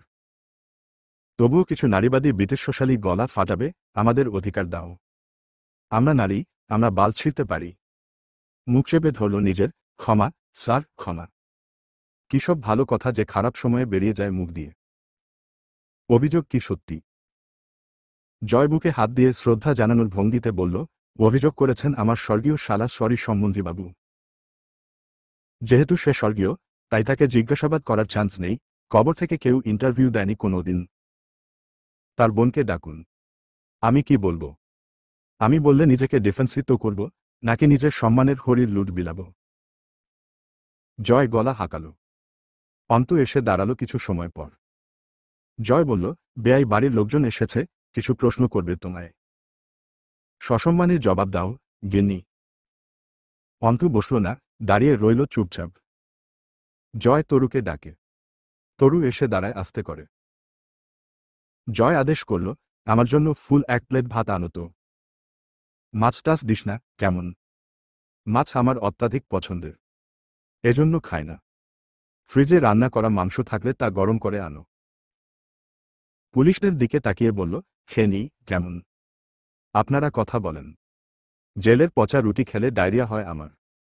বাড়ির ভাত ভালো করে গিলে যাই, তাও 2-1 দিন পেট ঠান্ডা থাকবে অন্তত। তারপরের দিনগুলো বরফ লাগাবো। সেন্টার টেবিলের ওপর পুরো ভুরিভোজ নিয়ে বসে প্রগ্রাসে গিলতে থাকল জয়। আশপাশের পুলিশের দল ঘিরে আছে। অন্তুকে প্রশ্ন করছে। জয় দুনিয়া দাড়ি ভুলে খেয়ে যায়। বিশাল হাতের তালুতে এক একটা লোকমা বড় বড় করে মুখে দেয়া তার স্বভাব। ছোট লোকমায় খাবার খেতে পারে না। খাওয়া ছাড়া এই মুহূর্তে আর কিছু তার বোধে নেই যেন। সে খাচ্ছে, পানি নিচ্ছে মুখে, তরুকে ডেকে সালাদ আনাচ্ছে, লবণ কম হয়েছে বলে ঝাড়ি মারছে। খাওয়ার হিড়িক বাঁধল তার। বাড়ির লোক এবং পুরাতন অফিসারেরা অবাক হল না ওর এমন আচরণে। কিন্তু নতুন যারা এসেছিল, তারা হতবাক চোখে দেখে গেল জয়ের অদ্ভুত নির্লিপ্ততা। যার চোখে পুলিশের ডর নেই, জেলে যাবার উদ্বেগ নেই। বরং সে পুলিশ বসিয়ে রেখে খাচ্ছে। অন্তুকে জিজ্ঞেস করা হলো, আপনাকে রোজ টিচ করত জয় আমির? কথাটা সত্যি? জয় খুব আশাবাদী, অন্তুর তেজদীপ্ত কণ্ঠে হ্যাঁ শোনার জন্য। এরপর তাকে 2-1 দিন হাজতেও কাটাতে হবে, ভেবে কষ্ট লাগছিল। হাজতে গেলে তার কবুতরকে দেখবে, মদ পাওয়া যাবে না ওখানে, অন্তুর সাথে ঝামেলা করা হবে না। সবচেয়ে বেশি কষ্ট লাগছিল, যে বউকে সে খাওয়া পড়া দিয়ে পুষছে, সে তার সাথে বেমানি করবে, তাকে পুলিশে ধরিয়ে দেব। কষ্টে পেট ফেটে হাসি আসছিল, হাসল না। পুলিশেরা পাছে পুরাটাই পাগল ভাববে। অল্প স্বল্প ভাবলে চলে, পুরোটা পাগল প্রমাণিত হওয়া ঠিক না। কিন্তু খাওয়া রেখে তোরাক করে চোখ তুলে তাকালো, যখন অন্তু বলল, না। একে একে সকল অভিযোগ নাকচ করল অন্তু। জয় এটো হাত প্লেটে ডুবিয়ে হতভম্ব হয়ে চেয়ে থাকে অন্তুর দৃঢ়, আত্মবিশ্বাসী মুখের দিকে। তার মনে হল, সে হ্যালুসিনেট করছে। অথচ সত্যিই অন্তু সবগুলো অভিযোগ অস্বীকার করল। জয় গভীর চোখে তাকিয়ে থাকে শুধু, চুপচাপ। পুলিশেরা অবাক হয়ে কর্কশ স্বরে জিজ্ঞেস করল, তাহলে আপনার ভাই এমন একটা অভিযোগ ডায়েরি করলেন কেন? অন্তু পেশাগত মিথ্যাবাদীর মতো স্পষ্ট স্বরে জানায়, বাড়ির কেউ সম্মত ছিল না বিয়েতে। ওদের পছন্দ ছিল না জয় আমিরকে। ওরা এই বিয়ে মেনে নেয়নি। আমাকে অনেকবার ফিরিয়ে নিতে চেয়েছে, আমি যাইনি। এক্ষেত্রে তাদের ধারণা হলো, জয় আমির হয়তো প্রেশার ক্রিয়েট করে আমায় ধরে রেখেছে। তেমন কিছুই নয়। আমি সদিচ্ছায় এবং সজ্ঞানে সংসার করছি। ওটা শুধুই মাত্র আমার বাড়ির লোকের আক্রোশ ছিল। সন্নিগ্ধ কণ্ঠে প্রশ্ন করল রশিদ, আপনি কি কাউকে ভয় পাচ্ছেন? সত্যি লুকোচ্ছেন? আপনার তাই মনে হচ্ছে? রশিদ উপহাসের হাসি হেসে মনে করিয়ে দিল, এ ঘটনার দিন দুয়েক পর আপনার ভাইয়ের মর্মান্তিক মৃত্যুর সংবাদ পেয়েছি আমরা। সড়ক দুর্ঘটনার ঘটনা এই প্রথম শুনেছেন? সড়ক দুর্ঘটনা? আমার কাছে তো এটা খুন মনে হচ্ছে। আমি কিছু বলিনি, আপনি বলছেন, ম্যাডাম। আপনি যা ইঙ্গিত করছেন আমি সেটাই কেবল স্পষ্ট করে দিলাম, অফিসার। আর কিছু বলার থাকে না। অগত্যা আপাতত চলে গেল তারা। জয়, হামজা তখনও হিসেব মেলাতে ব্যস্ত। তরু ভ্রু কুঁচকে তাকিয়ে রইল। রিমি রান্নাঘরে কাজবাজ করছে। জয় অবশিষ্ট খাবারে পানি ঢেলে হাত ধুয়ে উঠে পড়ে। তার অস্থির লাগছে। মেজাজ বিক্ষিপ্ত হয়ে উঠেছে অকারণেই অথবা অজ্ঞাত কারণে। অন্তুর দিকে বারবার তাকায়। অস্থির চঞ্চল চোখে তাকায়। মেয়েটার দৃষ্টি জানালার বাইরে। কোত্থেকে যেন একটা লাল রঙা শাড়ি কিনে আনল জয়। লাল তার প্রিয় রং। আর কোনো রং প্রিয়র তালিকায় নেই। রথের রং লাল। জীবনে প্রথমবার রথের রং দেখার পরেই রংটাকে জয়ের ভালো লেগেছিল, অতিরিক্ত ভালো। এরপর কোনো রংকে ভালো লাগেনি আর। অন্তুকে বলল, ঘরোয়ালি, এটা পরবেন আজ গোসল করে। শালার বিয়েই তো করলাম আমি। বাসরে বউ ফেলে গেলাম হাসপাতালের। তেলতেলে কপাল। শাড়ি পরা অবস্থায় দেখেই নাই তোমায়। উই বাড়ি থেকে বের হবার সময় একবারই দেখেছিলাম, তাও ভালো মতো না। আজ পরও, একটা ছবি তুলবনে দুজন। ঠিক আছে? নেই। ঠিক নেই। না। পড়বে না। উহু। কেন? ইচ্ছে করছে না। পড়বেই না। পরবই না। হাসে জয়। খানিকক্ষণ কেমন করে যেন চুপচাপ তাকিয়ে থাকে অন্তুর উদাস মুখখানির দিকে। অন্তু জয়ের দিকে না তাকিয়েই বলে, এভাবে তাকিয়ে থাকবেন না। অস্থির লাগে। জয় আস্তে করে বলে, আমারও। বেরিয়ে যায় ঘর থেকে। বসন্তের রোদে ছাদে কবুতরের ঘরের সামনে বসে শাড়িতে খানিক মদ ঢেলে দিয়াশলাই জ্বালায়। কাপড়ের লাল রংটা পুড়ে যখন ছাই হয়ে কালো হয়ে আসছিল, রাগ লাগে জয়ের। পছন্দের রংটা বদলে অন্ধকারে ছেয়ে যাচ্ছে। রক্ত আর অন্ধকার তো প্রায় একই। দুটোই বিনাশী। তবুও আজ দুটোকে এক করতে পারে না জয়। অন্ধকারকে তার অপছন্দ না। তবু আজ আগুনের ওপর রাগ হচ্ছিল খুব। অথচ নেভালো না। আগুন আর পাপের মধ্যে তফাতে নেই।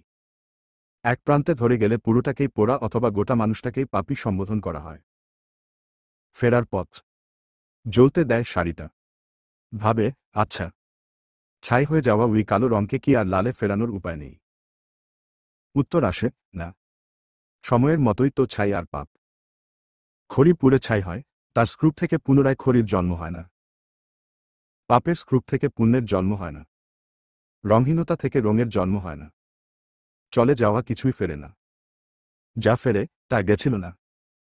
গা ঘামলে সহ্য করতে পারে না জয়। আজ শার্টটা ভিজে উঠল। তবু জ্বলন্ত আগুনের খুব কাছে তপ্ত সূর্যকিরণের নিচে বসে রইল। কবুতরগুলো গা ঘেঁষছে, আজ তাদের মালিক আদর করছে না, কোথাও বলছে না। তারাও হতাশ হয়ে ফিরে ফিরে যাচ্ছিল। ডাইনিং টেবিলের ওপর আঙুল বাজাতে বাজাতে গান ধরে জয়। প্রতিদিন কত খবর আসে যে কাগজের পাতা ভরে। জীবনের পাতার কত যে খবর রয়ে যায় অগোচরে। কেউ তো জানে না প্রাণের আকুতি বারে বারে সে কি চায়। স্বার্থের টানে প্রিয়জন কেন দূরে ঠেলে সরে যায়। ধরনীর বুকে পাশাপাশি কভু কেউ বুঝি কারণ নয়। মাথা দুলিয়ে গলা ছেড়ে গান গাইছিল। হামজা আসবে, এই সন্ধ্যা মাথায় নিয়ে 4টে গোপাগপ খাবে দুজন, এরপর বেরোবে। হামজা এসে জিজ্ঞেস করে, তোকে আবার স্বার্থের টানে দূরে কে ঠেলল? হ্যার বাল। সবসময় জরুরি না গানের সাথে জীবনের কাহিনী মিলবে। মন চাইতেছে গাইলাম। গানটা প্রিয় আমার। তুমি চান করতে যাবা। তুই করবি না। তোমার মতন খাইস্ট্রা তো না আমি। সবসময় পরিষ্কার থাকি। ডেটল সাবান মাখি। 99% জীবাণুমুক্ত থাকি। হামজা গোসলে যায়, জীবনে তোয়ালে নেয় না। সেটা রিমিকে দিয়ে আসতে হয়। রিমি একটা নতুন পাঞ্জাবি ও পাজামা ইস্ত্রি করে বিছানায় রাখল। চিরুনি, পারফিউম, মুজিব কোট ইত্যাদি রেখে বেরিয়ে যাচ্ছিল। হামজা ধরল, আমাকে এড়িয়ে চলতে ভালো লাগে। কিছু লাগবে আপনার? গম্ভীর হামজা কড়া স্বরে জোরালো করে বলল, তোমাকে লাগবে। আছি তো। রিমিকে ঘুরিয়ে নেয় হামজা নিজের দিকে, মুখটা উঁচু করে ধরে।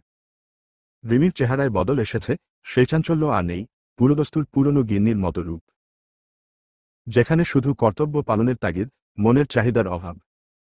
হামজা বলল, আমার দিকে তাকাও। আরমিনের রোগ লেগেছে। হ্যাঁ। তোমার, তরুর।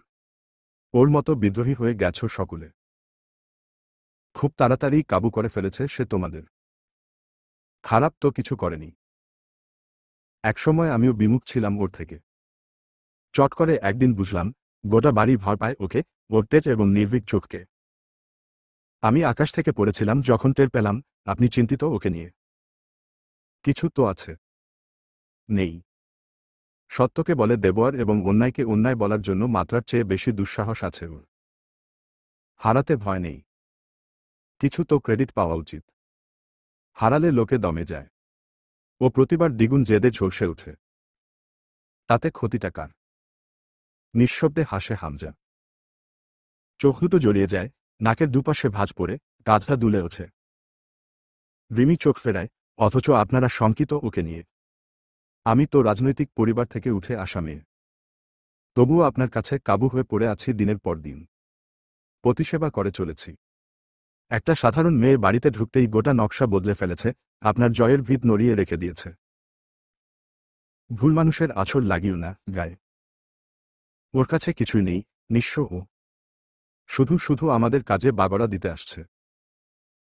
আচ্ছা রিমি, তোমার কি নিজেকে আমার বাধ্য মনে হয়? রিমি বিভ্রান্ত হয়ে তাকায়। হামজা বলে, আজ থেকে আমার কোনো কাজ করতে হবে না তোমাকে। রাগ করে বলছি না কথাটা। তবে আজ তুমি আমার কোথাও একটা আঘাত করে বসলে। ভাবতাম, শুধু একটু অভিমানে জড়িয়েছ। নয়তো তুমিও খুব একটা পবিত্র পরিবারের নও। তোমার সব স্বাভাবিক লাগার কথা। কিন্তু এখন মনে হচ্ছে, গোটা রং বদলে গেছে তোমার। তোমার ধারণা তোমার সই, রিমি। রিমি অপ্রস্তুত হয়ে যায়। হামজা শান্ত মানুষ, ফায়সা কথা বলে না। যা বলে তার একটাও অহেতুক না। হামজা বলল, nonetheless, let me remind you one thing, ওর সাথে যা হয়েছে, তার সাথে তোমার কোনো সম্পর্ক নেই। ও তুমি নও। আর না আমি জয়। ওদের সম্পর্কটাই একটা যুদ্ধ বিগ্রহের ওপর স্থাপিত। আমার তোমার তা ছিল না। কিন্তু তুমি ছোট্ট একটা বিষয় থেকে অনেকগুলো দিন দূরত্ব বাড়িয়েছ। এত চাপা হতে নেই। ছোট মানুষ তুমি। রিমি তাকিয়ে থাকে। হামজার মুখটা অতিরিক্ত গম্ভীর হয়ে উঠেছে। রিমি মুখ ফিরিয়ে নেয়। তবু তীব্র অভিযোগ আর অভিমান তাকে কথা বলতে দেয় না। হামজা জিজ্ঞেস করে, কিছু বলবে? কি বলার আছে? কি বলবো আমি? কেঁপে ওঠে কণ্ঠটা। এইসব সময় রিমির কখনোই বিশ্বাস হয় না, এই লোকটা তাকে ভালোবাসে না। কোনোদিন মারেনি, কড়া কথা বলেনি। চোখে সবসময় গভীর এক অনুভূতি। রিমি বোকা বনে যায় এই লোকের সামনে বরাবর। সেই ছোট্ট রিমিকে কত ভালোবেসে ওর বাবার কাছ থেকে চেয়ে এনেছিল। বাপ ভাইয়ের স্বার্থ ছিল হামজার সাথে বিয়ে দেওয়ায়, হামজা ছিল নিঃস্বার্থ। হামজা চট করে আলতো হাসে। কাছে আসে রিমির। দুই চোয়ালে হাত রেখে দাড়ি গোফের মুখটা এগিয়ে নিয়ে শব্দ করে রিমির ঠোঁটের কিনারায় চুমু খায় একটা। রিমির চোখ বুঝতেই এক ফোঁটা তপ্ত জল গাল বেয়ে যায়। ভেজা ঢোক গেলে একটা। আচমকা হামজা ফিসফিস করে বলে, তুমি জানো, আমি কোনো পাটোয়ারি বাড়ির ছেলে টেলে কেউ নই। রিমি বিদ্যুতে শক খাওয়ার মতো ছ্যাঁত করে দুপা সরে যায়। হামজা হাসে, শব্দ হয় না। পাজামা পাঞ্জাবি পরে, চুল ঠিক করে, পারফিউম লাগায়। কোট গায়ে চড়াতে রিমির দিকে তাকালে রিমি আস্তে করে বিস্ময় ভরা কণ্ঠে জিজ্ঞেস করে, কে আপনি?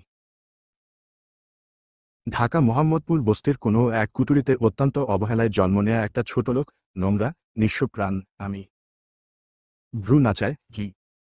এবার একেবারে তালাক। হা হা হা।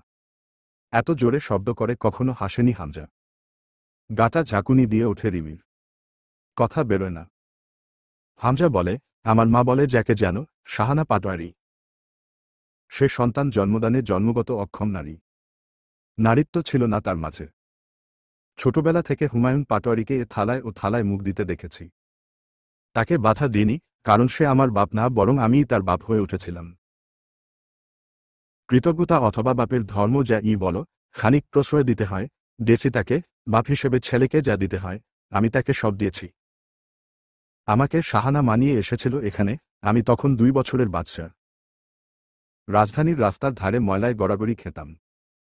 পাটোয়ারি বাড়ির সবাই বড়লোক হলেও হুমায়ুন পাটোয়ারি চিরকালের চরিত্রহীন আর কামনা। কোনোদিন কাজ কাম করেনি।